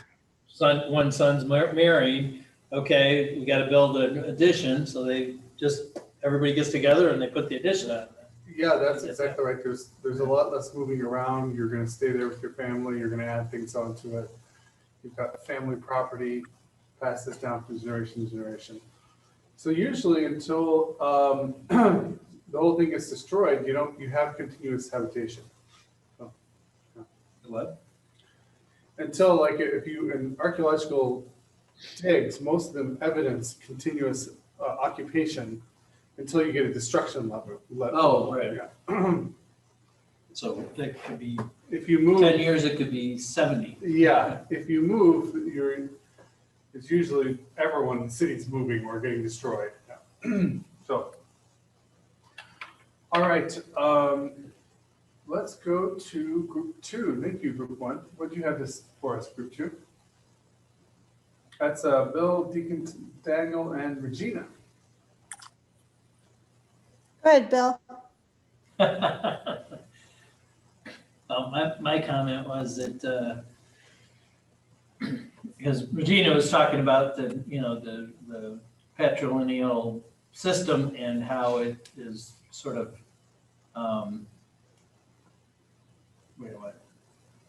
keeps women down, but Well, no, we were talking about divorce in particular. right, but what I was saying is that the rules, that was a natural development of that system based on the fact that, you had a warlord type society where men were the soldiers and they were in charge. And if you didn't have these rules, if you didn't have this cultural ambiance overlaying that power structure, there would be no protection for women and children because so these rules, even though they seem to be discriminatory, are actually designed to protect women and children from the arbitrary exercise of power by their husbands and fathers. So, and to in general put a system in place that causes that so everybody understands how things work and minimizes disruptions within the tribal group as far as where the money's going and how the inheritance is going. And so, that's really what they're designed to do. And even though the divorce was a little bit one-sided, then couldn't just divorce or get rid of divorce for no reason whatsoever. They had to have grounds in some sense or another. And so, if they didn't have grounds, they couldn't be relieved of the responsibility for their wives and children. Right. I brought it up initially only because I recognized similarities in the divorce law that continued into modern age, which has subsequently changed. But, you know, back in mid 20th century, I mean, you could see similarities where everything depended on the husband's permission. Oh, There yeah. was no judgment to be made. It was just a similarity that I noticed. Right. But you had to have permission. What is it? You seek permission from the father to marry his daughter? A lot of this going on, but there are some cases with women divorcing their husbands. Legal documents that show this, as that she is also able to exercise that agency. Also, contracts that stipulate that she be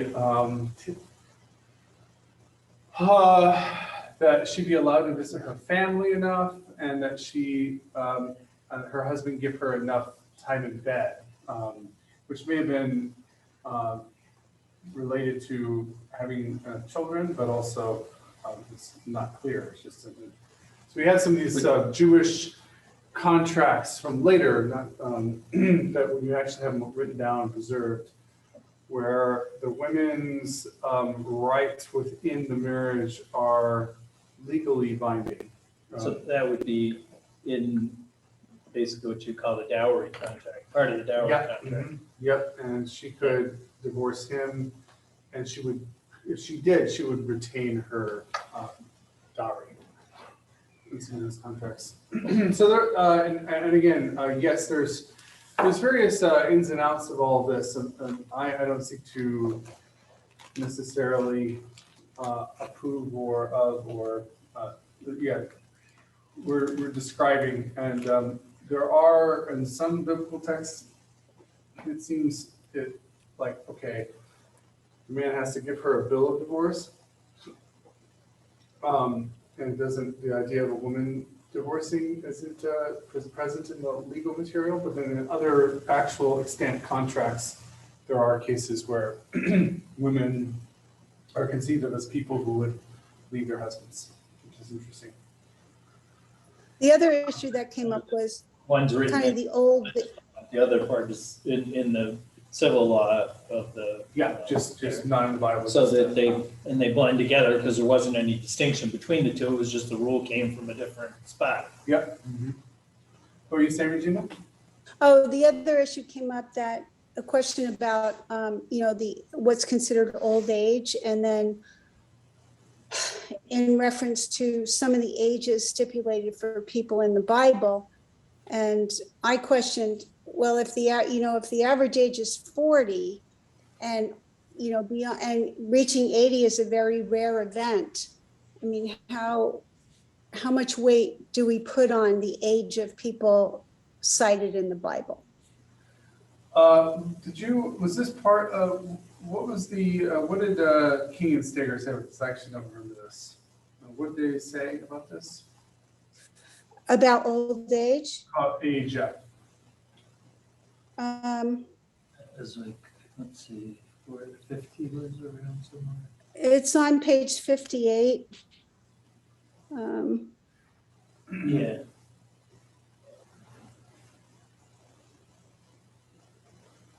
Yeah, okay, so they said, yeah, here we go, old age.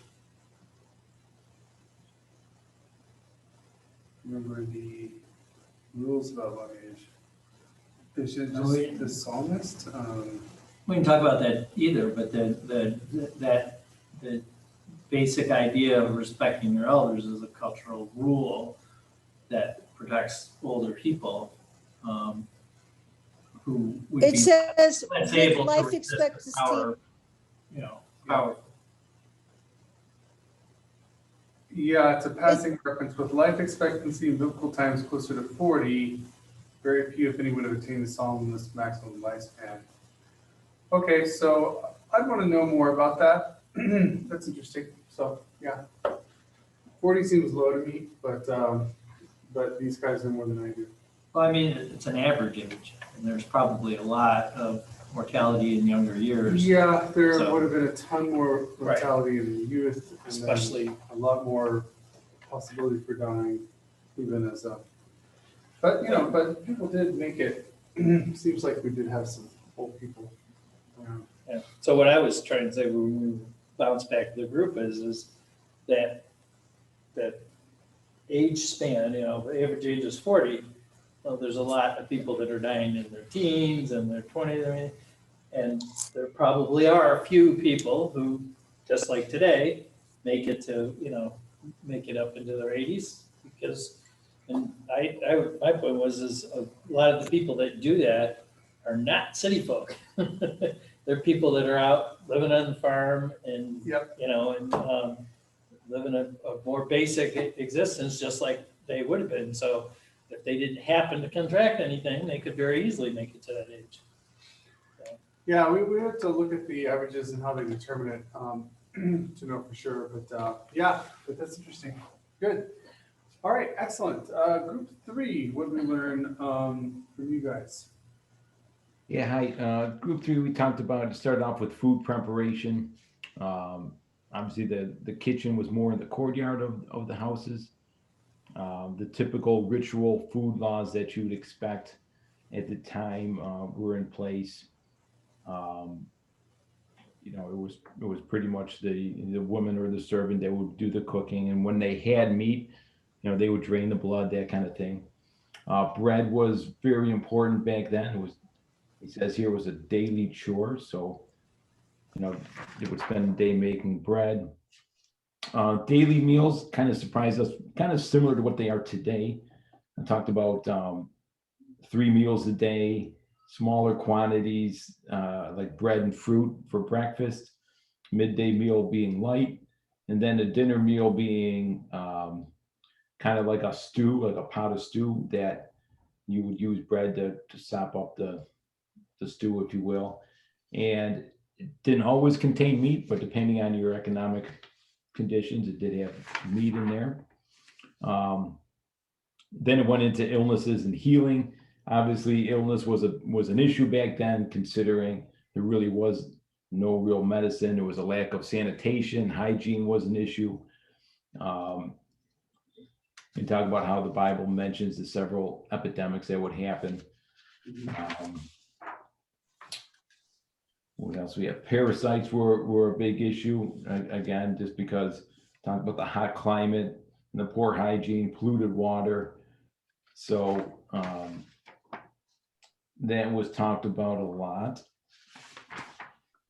Infertility, it went into that, how infertility, as we would expect back in that society and culture, if you were infertile, that was kind of brought shame to you and your family.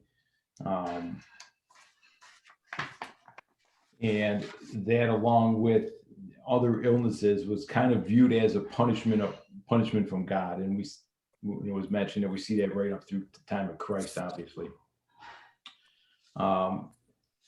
One thing that we found interesting was it talked about medical procedures. And the one thing it talks about is the brain surgery that they would do. They would cut like a rectangle right in the skull to, Oh, yeah. I don't even know how they knew to do this, but to release the pressure on the brain when it needed to, and to provide a means for the evil spirits to escape. So I don't know how often this happened and how successful it was, but they would cut just through the skull without hitting the soft tissue. Again, how they did that is pretty impressive. Then kind of last section, it just went into the natural remedies from plants, and it talks about frankincense and myrrh and how these were used in healthcare as well as cosmetics and that kind of thing. Yeah. Excellent. Thank you. That's great. Well, Yeah. Sometimes this comes through, sometimes it doesn't, but yeah, even when we talk about cities and specialization and urban existence, we are dealing with the rhythm of daily life that is devoted to continuing daily life, right? we don't spend a great deal of time now preparing meals and doing household chores, perhaps. I don't know. That varies from person to person. But you can successfully live as a modern person with very minimal daily chores, right? So maybe you're getting food on the go, you're eating at work, maybe it's one meal a day, maybe the breakfast is quick, the dinner is like the substantive thing, there's dishes afterwards. You gotta do laundry and you gotta clean once a week, but it's not like when you're camping, like if you go backpacking and you've got to set up camp and you've got to prepare the meal and you've got to secure the stuff so the bears don't get it and so on. And your daily existence sort of revolves around the preparation of the food. That's a little bit more like what they would have been dealing with. Constant baking, constant cooking, constant agricultural stuff. Even if they're not farmers, they've got to make the bread, they've got to go to the market and so on. So there's stuff isn't gonna last. there's no refrigeration. Yeah, there's no lean cuisines in the freezer if you to get to the food prep that day. There's a rhythm of life. And sickness and health were major issues, major parts of prayer and religious observance were around these things in all over the ancient world because it's important regardless, but sometimes they would run up against the limits of their medical expertise. And maybe some of you know what that's like. We sort of have a lot of medical expertise now that people in previous centuries didn't have, but there's sometimes that you or someone you know has a sickness that you can't even identify if you've been there. That's actually one of the most mind-boggling, frustrating things you can encounter. Like, something's wrong, we all agree, nobody can figure it out. And there's a term called idiopathy, It's idiopathic something. What does that mean? Well, we don't know. It just means of unknown origin. So this is which does not mean that what we know is vast. And I'm really thankful for that. But that makes it even more poignant when we run up against something we can't, where if you do know that you can't fix. But for an ancient person, this would have happened routinely. So that informs the life.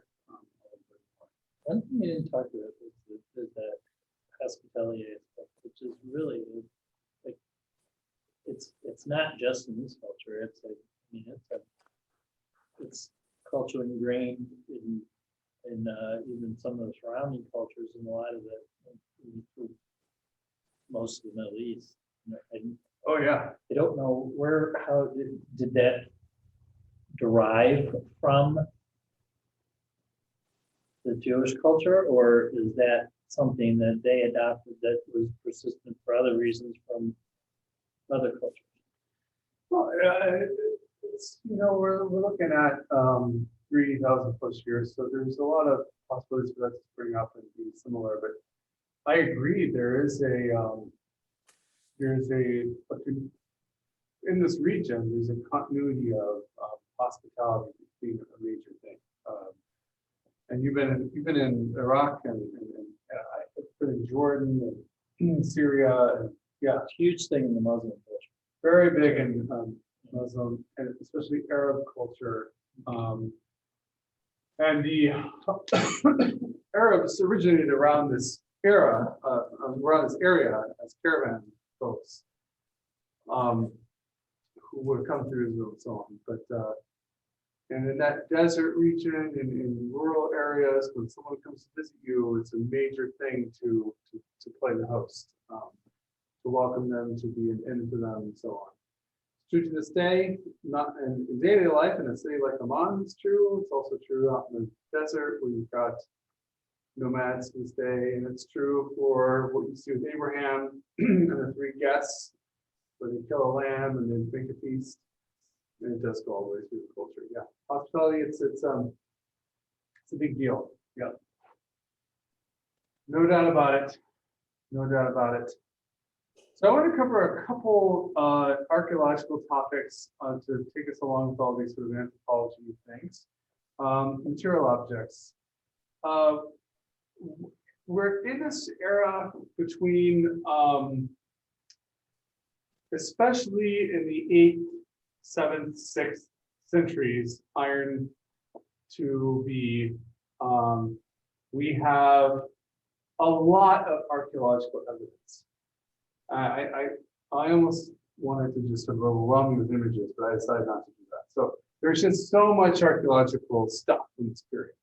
And it's very fascinating. You can get whole books just, there are volumes written just on cylinder seals from this period in Judah and Israel. Very interesting.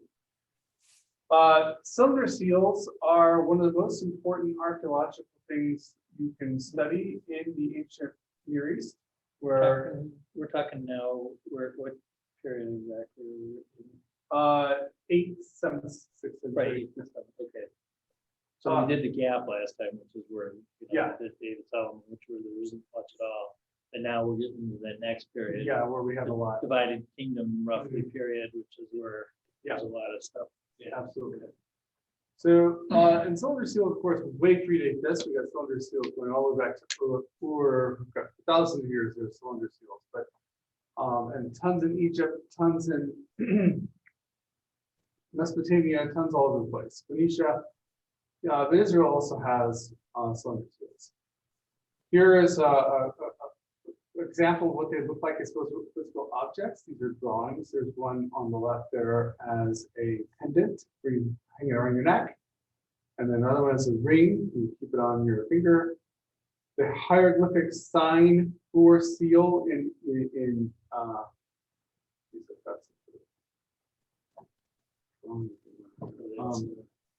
the hieroglyphic sign for seal in Egyptian is an image of the cylinder seal itself on a necklace.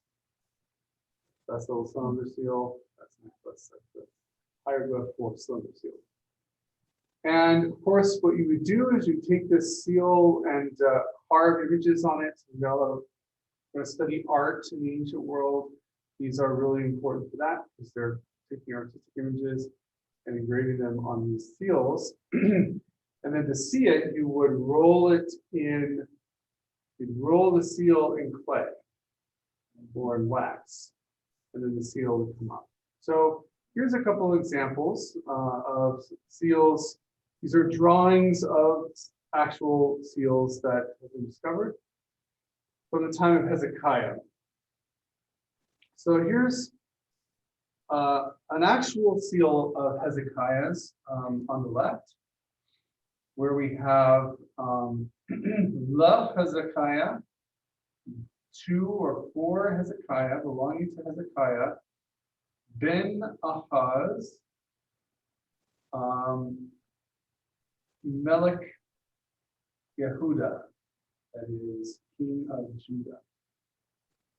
So that's an actual seal from Hezekiah, and there are a bunch of these. And what's amazing about this is we've got some onyx things here. We can clearly see Egyptian influence on Israel in this period. So Egypt is a really important trading partner and international power during this time. Israel is definitely in contact with them, trading with them, and so on. And the style that they bring in, the prestige style for the monarchy, is Egyptian. It's parallel to Egyptian styles at this time. And that's where you get the onyx there. And this is a sun disk. So that's the sun here. And then the sun's wings. Winged solar discs are a very common image in ancient Egypt, but also the most common image for king cylinder seals of this time. Sun disk. some people have gone, so there's loads of these. There's hundreds of these sun discs in Israelite seals. So there's been a lot of discussion of how does this relate to Yahweh? If it does, the sun, of course, in Egypt, the sun is, a god. So what are we dealing? What is this? There are images, there are psalms that talk about Yahweh in these terms. Psalm 57 is an example where the psalmist goes in and asks Yahweh to arise in the sky and judge the world. And he goes out at dawn, So there may have been some, just like we had the storm god going on with the early depictions of Yahweh in Judges 5 and Habakkuk 3, and the sort of story of Gideon and the dew. This may be sort of an example, not that the sun is God or that Yahweh is the sun. That's never really even mentioned as a false thing in the Bible. It's very unlikely that that's what they're dealing with. But when it comes to, and here, it's not even, Yahweh isn't even mentioned, it's just the king's seal. So they liked the sun, they liked this imagery. And it could be that Yahweh is sort of taking on this essence. And for the sun sees everything and judges everything. The iconography of the sun in both Mesopotamia and in Egypt is that the sun god is the one who sees the evil in the world and goes for justice. On the right, we have a scarab. That's a beetle. That's another Egyptian image. The scarab beetle looks like a resurrection image for like return to life out of dung. This is Lamelech, Hezekiah again down here to the king, and another solar disc imagery of Lamelech.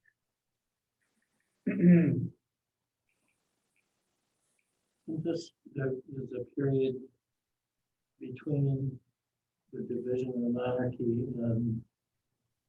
and the fall of Israel to Assyria that actually Egypt takes over to be as a satellite. Yeah. Yep. Yeah. So you would get a lot of influence. Absolutely. And that's exactly this period. Hezekiah weathers the Assyrian storm, partly because Hezekiah is partnered with Egypt. So Hezekiah is the king of Judah when Sennacherib comes from Assyria and sacks the northern kingdom, which up to that point has been the stronger of the two, the more wealthy of the two kingdoms. And he sacks them, he takes them out, he repopulates the area, devastates the whole thing. He also comes down and goes throughout Israel. We looked at an example of this, where he comes in, he devastates the Shephelah, he takes in all the countryside, he destroys all the villages, he does a big number on Judah, and then ends at Jerusalem and surrounds the city. And this is an event that's narrated in both the Bible and in Sennacherib's annals, which if I haven't posted for you, I will do so. I think we're going to do that. So in Sennacherib's annals, he agrees with the biblical account that he surrounded Jerusalem. He says, I shut up King Hezekiah like a bird in a cage. And then I decided to pull out, right, and to come back home. In the Bible, God, through Isaiah is talking to Hezekiah saying, don't give in, don't, there's a back and forth between Isaiah and Hezekiah, and Isaiah saying the Lord's going to deliver you. He does, there's a plague, and that's why Sennacherib goes back home. Very exciting moment in Bible and international history, so we'll definitely look at that. But this is physical objects made by Hezekiah. Now, there's a ton of these that don't even specify the king, which is Lamelech. And so it would be, this thing is designated for royal property, right? So this This would be a sign and a seal used on trade objects, on taxes, on whatever is designated to go for the king. Lamella for the king. There's an economic component to this. So that's our, the other thing that is worth noting is that with some exceptions, with you've got the sun disk imagery, the scarab, you've also got, I didn't put these up here, we'll probably come back to them. There's also snakes with wings. It's a common thing in Israelite iconography. These are probably what the seraphim in Isaiah 7 are, when they're surrounded, they're portrayed with wings flying around the throne. And seraphim, the word seraph is a connection to like a fiery snake. So logically, a lot of people don't know what to do with this because it's a snake. Yes, a fiery snake, okay, but there's wings. So what does that mean? Why would a snake have wings? Boom, we just dig up all these seals where there's a snake with wings. So their seraphim are probably winged snakes. Yeah, run. This goes back, had you said that there was all of a sudden an indication of increased numbers of seals found in layers? And if that's the case, is that indication of an increase or spread in literacy? Yeah, that's exactly what it likely means. So we have the seals that are, and thank you, because I almost missed making that point. I got lost on the iconography. What's actually remarkable about the seals is that, okay, I showed you the ones with the cool pictures. Most of them just say lamella. Most of them or some other person's name, right? They don't, most of them do not have images. Most of them are written things. Now, this does indicate the burgeoning of literacy, where most people will at least be able to identify a person's name or the king, the referent melech to the king, and this would be important sort of info. So yeah, this is where we start to develop a sense of literacy. The 8th century, certainly the 7th century. We have, by the 6th century, it's stalled. Now, to what degree a shepherd would be able to decipher a letter, it's hard to say.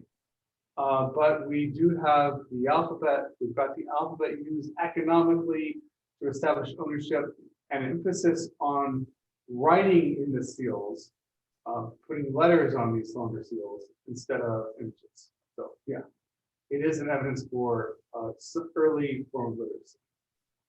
But I lost my slide. Alphabets, slides. So, but this is actually will work because this is an early alphabet. Let me see if I have. The first thing I wanted to show you was the alphabet. Mess up this. Oh, this is a stone they found right earlier that had the alphabet, which made them realize that there was that literacy was there even farther back. Yeah, well, and what is It was literacy? it was like a piece of a building or something. Yeah. Yeah. So literacy is a question. So that some people could write is without question pretty early on, but that you could rely on most people to write and be able to read, right? What you're reading is the question. So certainly there, if we're going to imagine a state in the 9th century that communicates with other states, we have to imagine that there are people, scribes, specially trained folks who can read cuneiform, right, and who can write in the alphabet, and they are certainly able to read and write at that level. But when we have this economic use of letters to indicate property, that's when we start to say literacy, meaning that the average person doing business could read or sign off their name and like at least have some mastery of the alphabet. That is, I think, what I mean there by literacy. But the alphabet, I think that tone is found in a more rural area where they were saying they wouldn't expect scribes to have been, oh yeah, and because and it was used, it was somewhere to be practicing, because then they used it as part of the building. oh yeah. So that it showed that the capacity was what had been gone out farther than just the city, out in the outlying areas as well. Yeah, yeah. I don't know. I have to look at that argument. I remember seeing that. I just can't remember. It's tells I But I remember a story. yeah. That's one that we're gonna look at next. So this is your alphabet. From your basic Hebrew alphabet, which you can see in the earliest text, the Gezer calendar, the Mesha Stela, that's Moabite, which has Ajred, the Shalom inscription, the Lachish letters. So you can see there's a development of how you write it a little bit through each of these examples, each of these alphabets, but they are fairly consistent. Gezer is much earlier than Lachish, the latest example. But here's the modern Hebrew Aleph. And this Aleph is recognizable all the way down. Beit, very recognizable. Gimel, missing from Gezer. How do you distinguish the first one farther down from the last one on the top? They look like X's.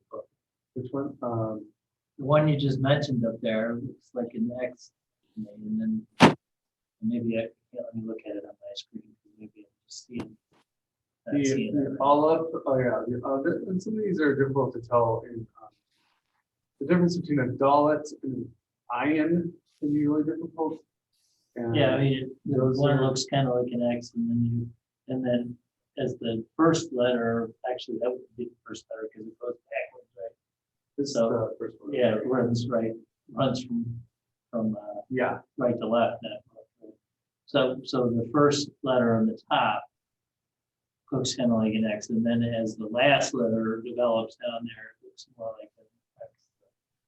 Yeah, they're similar. That's a Tav and an Aleph. Yeah, they can be confusing. But that's your basic alphabet that you're going to see throughout. And the earliest version of this is right here. This is what we call an AB370. This is the exact inscription that Phil was just talking about. This is from Tel Zaid, and this was discovered in like 2003, 2004. I was there when they presented it the first time. So that was exciting. It was hacked out all.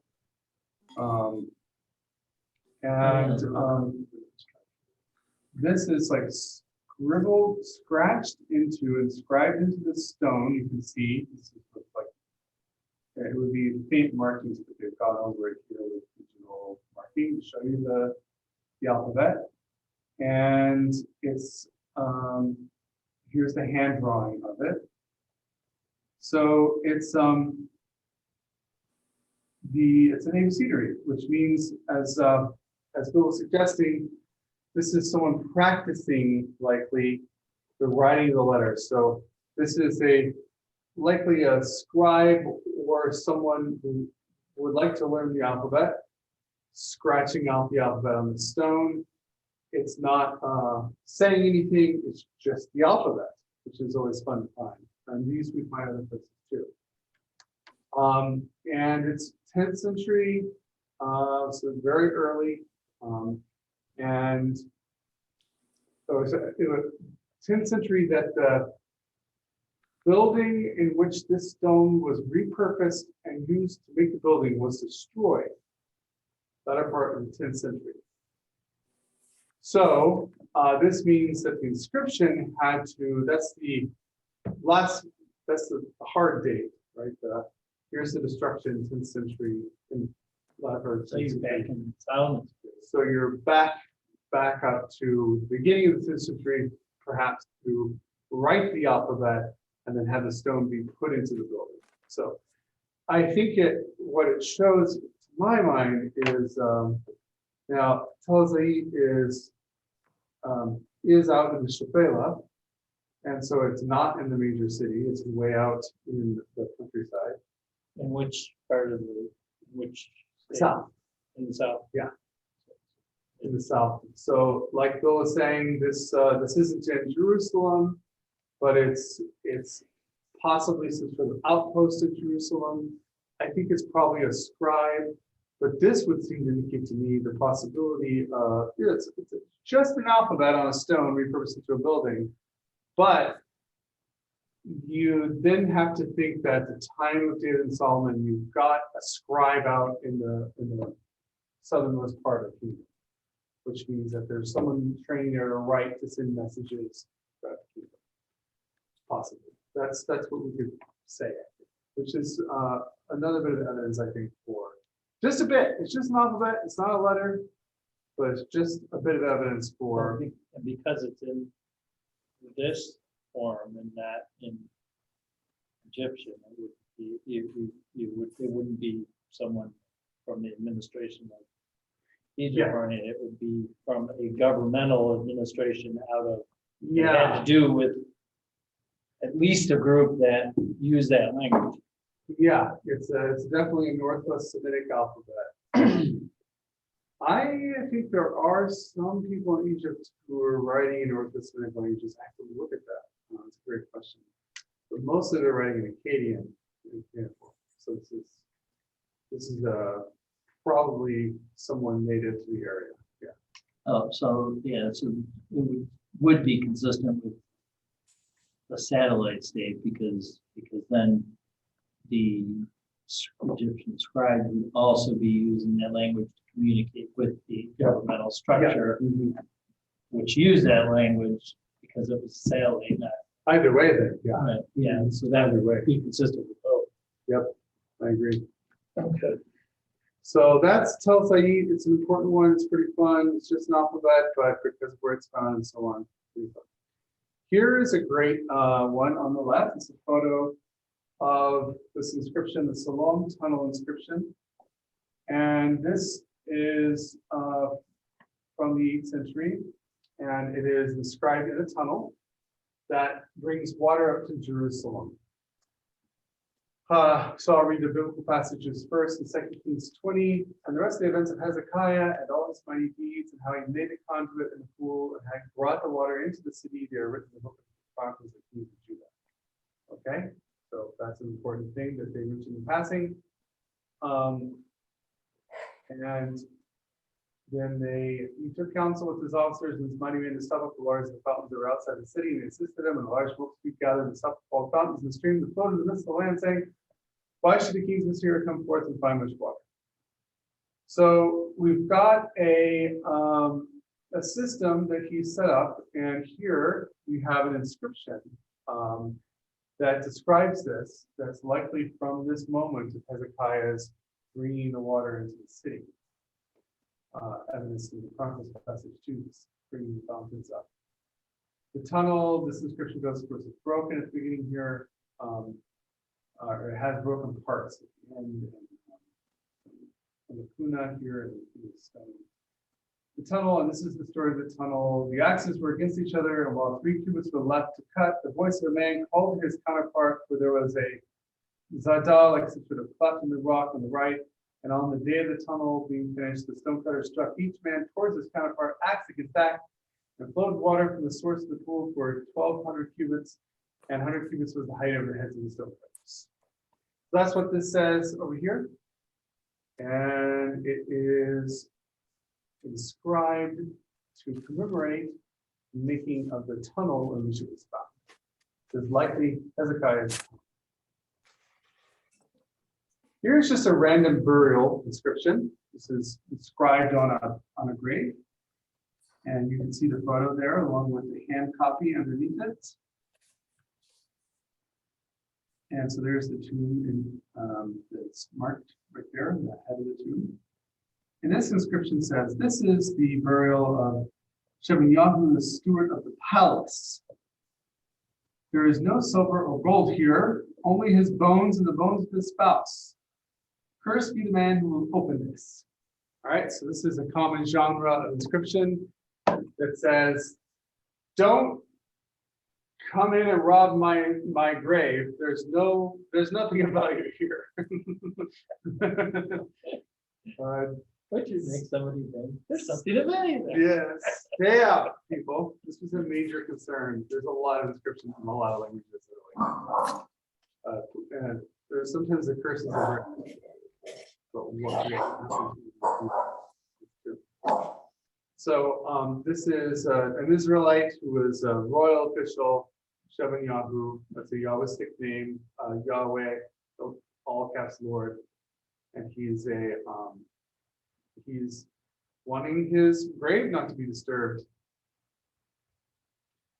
Here is one of the trove of letters found at Lachish, in the guard in the outer gate complex, guard room of the outer gate complex, and they're all from Hoshea, not all, but most of them from Hosheyahu to the superior officer Yahush, who may have been the chief commander of the Shephelah residing in Lachish.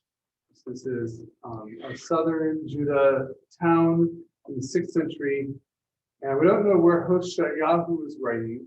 He does indicate the coming storm from Babylon. They're very worried about what's happening and so on. So there's a bunch of these letters, and they stay with us because they're written on what are called ostraca, which are shards of clay, right? Maybe from a broken jar.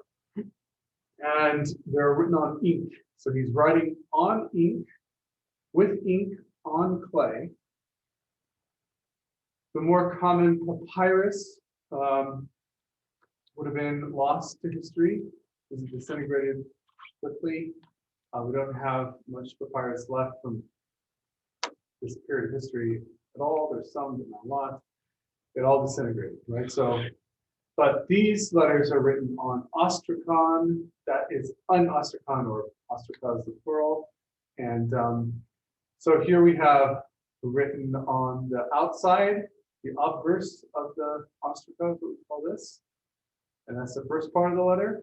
And then he runs out of room, he's scrunching up his letters here, and he flips it over and writes on the back what we call the reverse of the object. And that's the hand drawing of the reverse. All right, so that is, I chose this one because I really like it. Lucky sub number 3. It goes like this.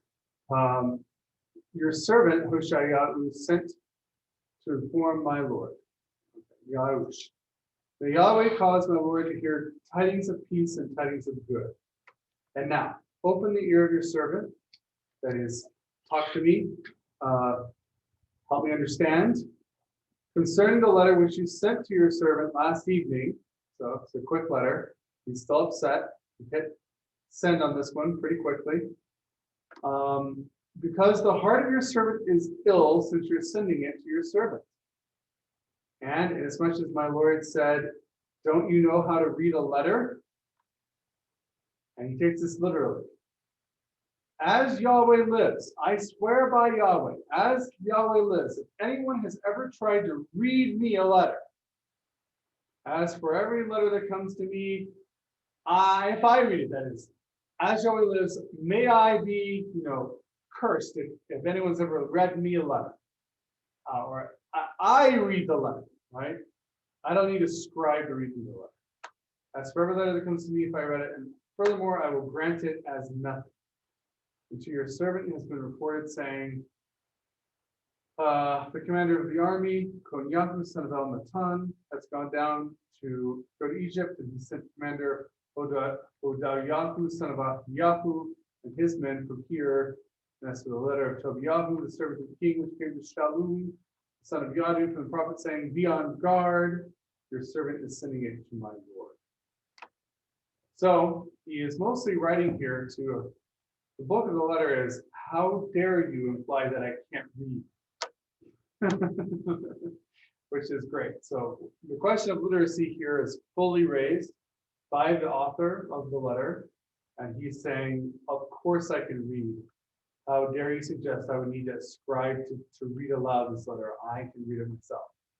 Now, of course, with beautiful irony, this letter is not written in very good Hebrew. There's some spelling errors and so on, or what we call irregular forms. But it's definitely written by the hand of this soldier who is proclaiming that he's able to do this. You've got lovely Yahweh names going on throughout here. Hoshayahu, Yahweh saves. Yahush, Yahweh is a stronghold. Yah, there is the name. Konyahu, Yahweh establishes. El Natan, that's not a Yahweh name. It's the exact equivalent of another Yahweh name called Yonatan or Jonathan. But Yonatan is Yah gives, Elnatan is El gives, and then Hodayahu, Yahweh is like a kinsman. Ahiyahu, Yahweh is a kinsman. Tobiyahu, Yahweh is good. Shalom, peace, and so on. So we got some, these are good, Judean names going on throughout here. We've got some movements back and forth between Egypt. We've got a prophet coming in with some warnings about what's going to happen, right? They're taking that seriously as a sort of a report. These are intertwined, prophetic words are intertwined in daily life. What an interesting letter. And it's written on clay and we have it. It's not in the Bible. It's written in the 6th century before Judah falls to Babylon. Some of the other letters are referring to Babylon's coming. These various back and forth with Egypt and so on are about that as well. And it's written in the Hebrew that's very close to the Hebrew of the Bible, right? So this is another thing. The historical minimalists, what we call minimalists, want the Bible to be written in something like the Persian or Greek period. But we have all these inscriptions in biblical Hebrew that's just like got very startlingly important shared features with the Hebrew that we have in the Bible. That changes in some cases by the time we get to something like Qumran, which is another trove of texts from the 3rd to 1st century BCE that are found in what we call the Dead Sea Scrolls. And the spellings and ways of writing and various ways of doing words are different at Qumran. Here, though, they're almost identical to the Hebrew. So we definitely have the Bible written in Hebrew that's similar to other Iron Age Hebrew. And that is a point that is not ideological, but merely a comparison of clay shards to biblical texts. So that's fun. So somebody should be able to track the changes from there to the Qumran text in a way that would show how long it would have taken that development to occur. Yep. Which would then make it easier or more verifiable that they took place closer to the time. Yeah, there's some of that can happen. Dating text by the language is always difficult because we also do have dialectical differences. But you can look at something like Ecclesiastes, which has strong influence from Persian, even Greek. And definitely from Aramaic. And you're going to get some stuff that's just like the way it's written. Shir HaShirim has some stuff too, where it's like there's just uses of pronouns, basic grammatical instructions that you will encounter in something like Ecclesiastes that you won't encounter in Proverbs or second time. So, you know, you can see some of it. And there's a lot of debate, as you might imagine, about dating text by language, but certainly the actual texts on the ground in this period are similar to something like Sanguine Kings, which is important. So that's some writing. That's just a few inscriptions. There's loads of them. There's whole books of them that you can look through. The late kitchen inscriptions alone have a bunch of different letters. And I say loads. For this period and for this time, with the fact that papyrus all disintegrates, we have a healthy amount of inscriptions that you could spend some months working through. So that's fun. Ron. Sorry. Yep, no, this goes back to like when we were talking about the 4-room houses and the writing and Ecclesiastes, and I don't know if that was in the reading about lifestyles this time. They talked about, if I remember correctly, reading somewhere that every 70 years or so that the property had to go back. Is that true? Do we know about that? And then the reason why I'm thinking about this is, was this writing, were there any things writing about that? Or it almost wouldn't need to be if it was 70 years, it really would be within a lifetime or a family lifetime if you sold property to get it back. But your comments. Yeah, thank you, Ron. That's a great question. So that's a law in Deuteronomy. It's a law in Leviticus. So where you have this year, the fallow ground, every 7 year you don't harvest. It's on the fiscal Sabbath. The land has its own Sabbath where you don't sow or get grain on the 7th year. The Lord provides for you in the 6th year. And then on the 70th year, the year of Jubilee, no. So there's every 7 years you go, slaves have to be returned. You have to let them go. If you're in debt slavery and they walk away with no debt anymore. And then on the 70th year, all property returns back to its original owner. So I guess the writing, was there much writing about that? Have they found stuff like that, or is it just? No, there are some stuff like that with the slave laws seem to be real. Not real. The slave laws seem to be practiced. The Jubilee law is referred to in the prophets, but only ever as like, you have never done this. So this is the only time outside of the Pentateuch it's mentioned is in the prophets where they say, you're going to go into exile because you never did this. So, and then there's some sort of discussion of that in Ezra and Nehemiah, but you know, that's just the beginning. So it's unclear that this was ever fully practiced. And we don't have any legal documents that refer to it, any actual legal documents that refer to it.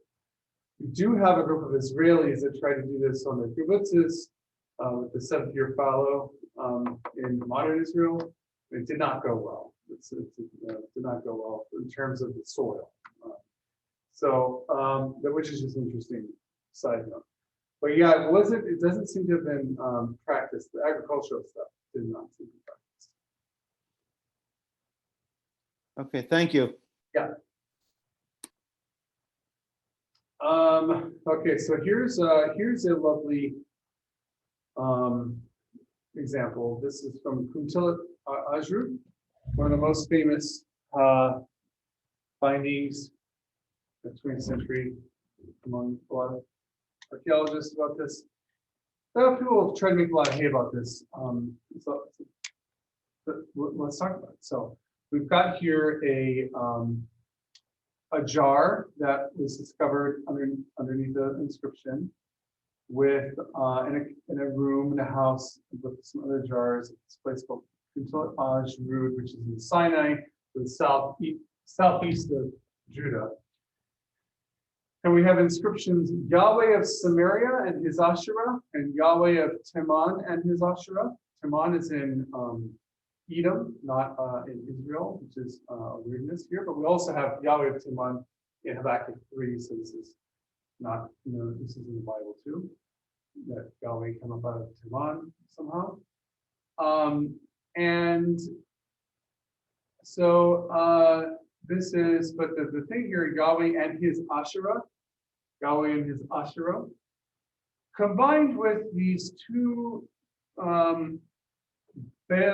these are called bait images from Egypt. This is an Egyptian style of painting deities or like minor deities.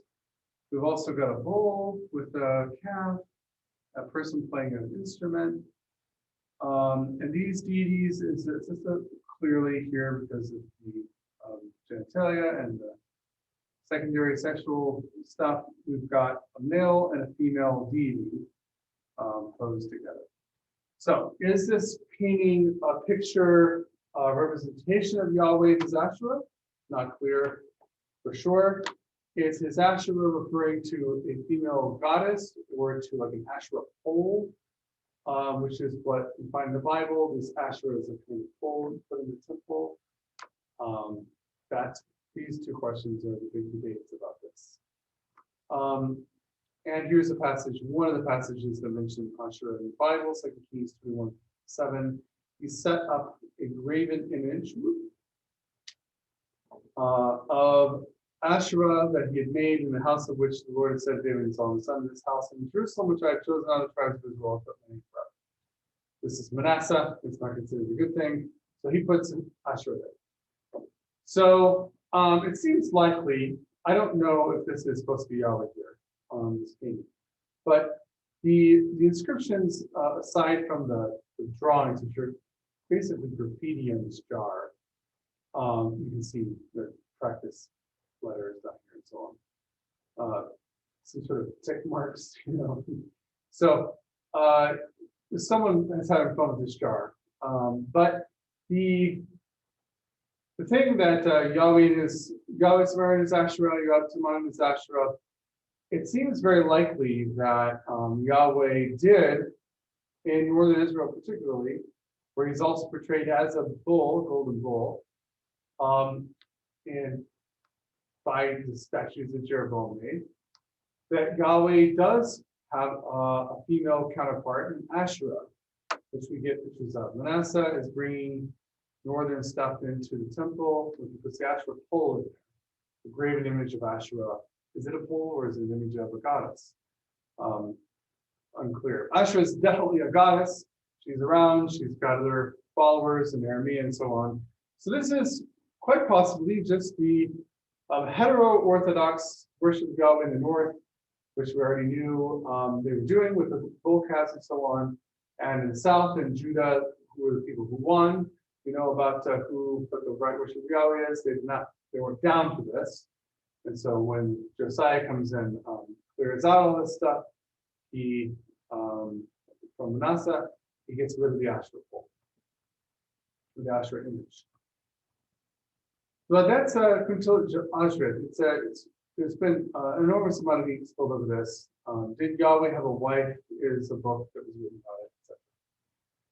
All right, these pillar figurines are related. I'm going to go over them real quick. Outside of the cylinder seals, this is probably the most ubiquitous thing that you'll find in ancient Judah. These images, these pillar figurines, who to guess? Okay, so they are, what are they?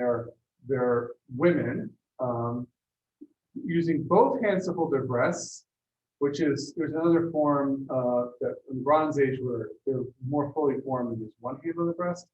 But the Judah one is signified or always has the two hands. It can be very rudimentary, made at home sort of thing on the left, where you have just a pinched eyes there going on. And they don't do anything with the lower torso. It's always just a pillar, hollowed out pillar. You put it on your desk or whatever. You've got the mold made head on the one kind, with defined facial features and curly hair. We'll look at a typography of a bunch of these in a second. Those are your two basic types. And the question is, okay, we're definitely holding breasts, we're definitely female. What are we? Well, what's the point? There are hundreds of these, right? All throughout homes. Sometimes people had more than one of these in their homes. This was a massive enterprise to create all these things. And so what are the fertility statutes designed to promote fertility in the home? Or are they little Asherah statues? Or some other goddess? Or both? There's no writing associated with this. They're not mentioned in the Bible. They're not talked about in extra biblical text. They don't have any inscriptions on them. So what do we have? We just have a ton of these everywhere. So we have some evidence about this. The popularity of these reached its peak in late 8th and 7th century BC Judah. And this map on the furthest map here, that I'm pointing to, it shows that they're found within the traditional boundaries of the kingdom of Judah. So I just described Yahweh is Asherah, Yahweh is Samaria, all that stuff as being sort of a northern Israel, hetero-Orthodox, from a biblical standpoint, cult of Asherah and Yahweh. Here, these pillar figurines are all in Judah, traditional boundaries of Judah. Here's where they're found. The find spots are not helpful. They're definitely not just in cultic places. So if they were just ever with little altars or places where they're pouring stuff on them, we would say, okay, it's definitely a goddess. But not so much. We don't have anything to guide us. They're all over the place. In Jerusalem, we've got a distribution of them in a variety of Iron Age contexts. And and they were found even throughout the period where Josiah eradicates a bunch of false stuff.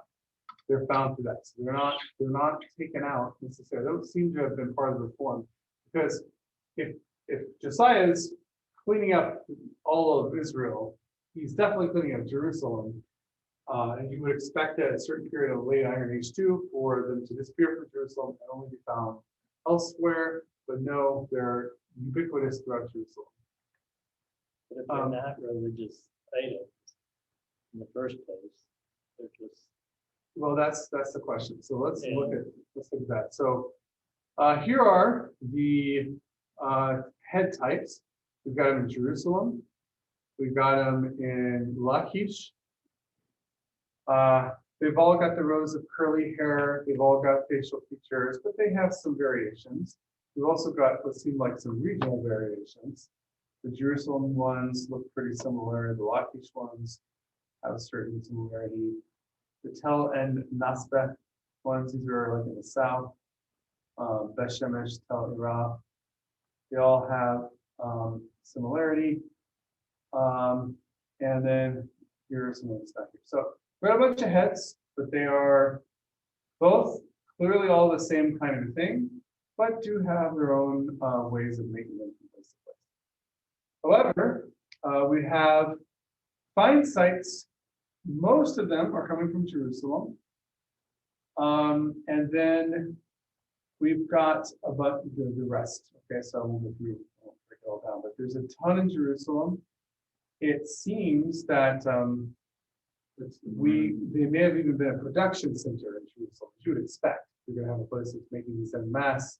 You're going to find them even more in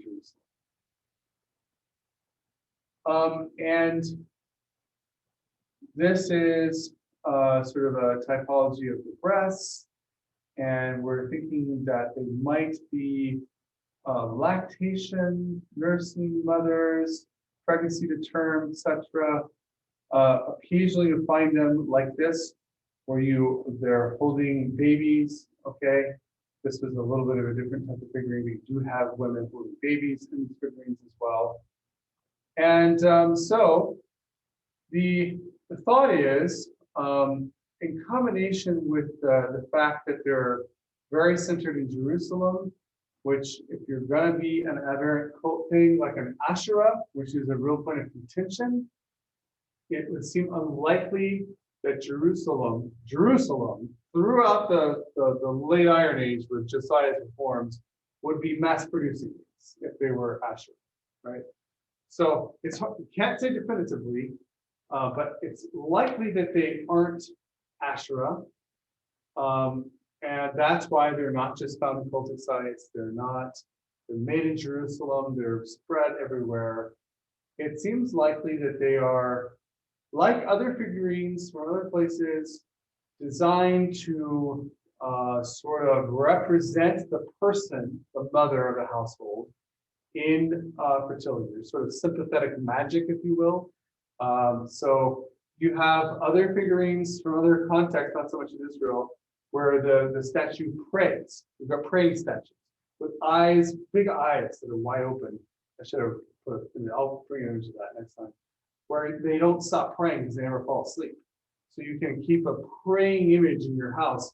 That isn't a god, that is you praying, right? And it's like, it works to bring about prayer in your household, to bring about the blessing of God in that sort of way. It's representing you, it's not representing the deity. Now, I don't know if that's what's happening with these pillar figurines, but they do seem to be a very popular way to bring good luck for fertility. Now, this is the It sort of, would be like a rabbit. yeah, like a rabbit's foot, probably something a little more what we think of magical or religious or something like that than just luck. Whereas this is an ancient society where there's like, you know, gods and God and everything all around, but this is exactly that kind of thing. It's an encouragement for fertility. And it's like somebody uses the St. Joseph statue to sell. It's like using the St. Joseph statue to sell your house. It's actually quite similar to that. Yeah. Catholics know a lot more about white magic than Protestants do, or Protestants do. We know about some of this stuff. All right. So this is similar to that, I would say. Is my theory. And this is, of course, this proliferates right after Assyria comes through and takes all these people away. These are images created by Assyrians about their own activities. So when they're on a good day, they're on the left, they're taking all the families out, especially the women here and the children. They're leading out the women and the children and the animals, and they're taking them away. What are they doing to the men? They're taking the men and they're impaling them. Here's what they're doing on the right. They're impaling them. That was what Assyrians did. They stuck a pole up through your body, either through your stomach or through your, your This rectum. is describing the fall of the northern. Yeah, this is the northern kingdom. Yeah. So, but it's after the fall of the northern kingdom, after Assyria, and Assyria would have done this kind of thing in Judah too. Judah didn't fall, but they experienced this, right? They experienced this. The Assyrians swept Judah, all the small towns. Just there are many, many towns in Judah were destroyed by the Assyrian Empire and never rose again. And the people who did survive just moved to Jerusalem. So Jerusalem exploded after all this because the difference in the northern kingdom king wouldn't pay tribute, but the southern kingdom king was willing to still pay tribute. So yeah, and there's so we'll talk about this specifically with this sort of Sennacherib you can versus stay a satellite because you did pay, even you trust you did. Yeah, but he still went through and annihilated a bunch of Jews. So Judah would experience this firsthand, and of course, a lot of the survivors of the northern kingdom fled to Jerusalem as well. So Jerusalem went from a reasonable city to a massive city in ancient terms after the fall of Tyre. So these figurines, they crop up at this time, and the loss of so much human life during this Assyrian period may have had something to do with the focus on fertility afterwards. Well, if they so they were there weren't a lot of them in the southern kingdom until after the northern kingdom fell. Yeah, that's when they started cropping up. So it almost seems like it's something that they brought in It could have been, but Which would you, then mean it wasn't inconsistent with, because a lot of the refugees could have had them. And you're finding them because they're part of the refugee population, not necessarily. Although you're right, you wouldn't have them produced. in, yeah, Jerusalem. they continue if they're just from that era. But they do, they're very strong. They're very strong. We don't find them anymore. We expect to find some. Oh, okay. If they came, they're originally out of the Northeast defense some. But, 'cause it's Oh, their- so, yeah, so more likely indicates it's a reaction to, yeah, okay, yeah, that makes sense. that's the theory anyway. That's there's, of course, this is another highly debated topic. I could have read several people on, but I think, and I've changed my mind on this.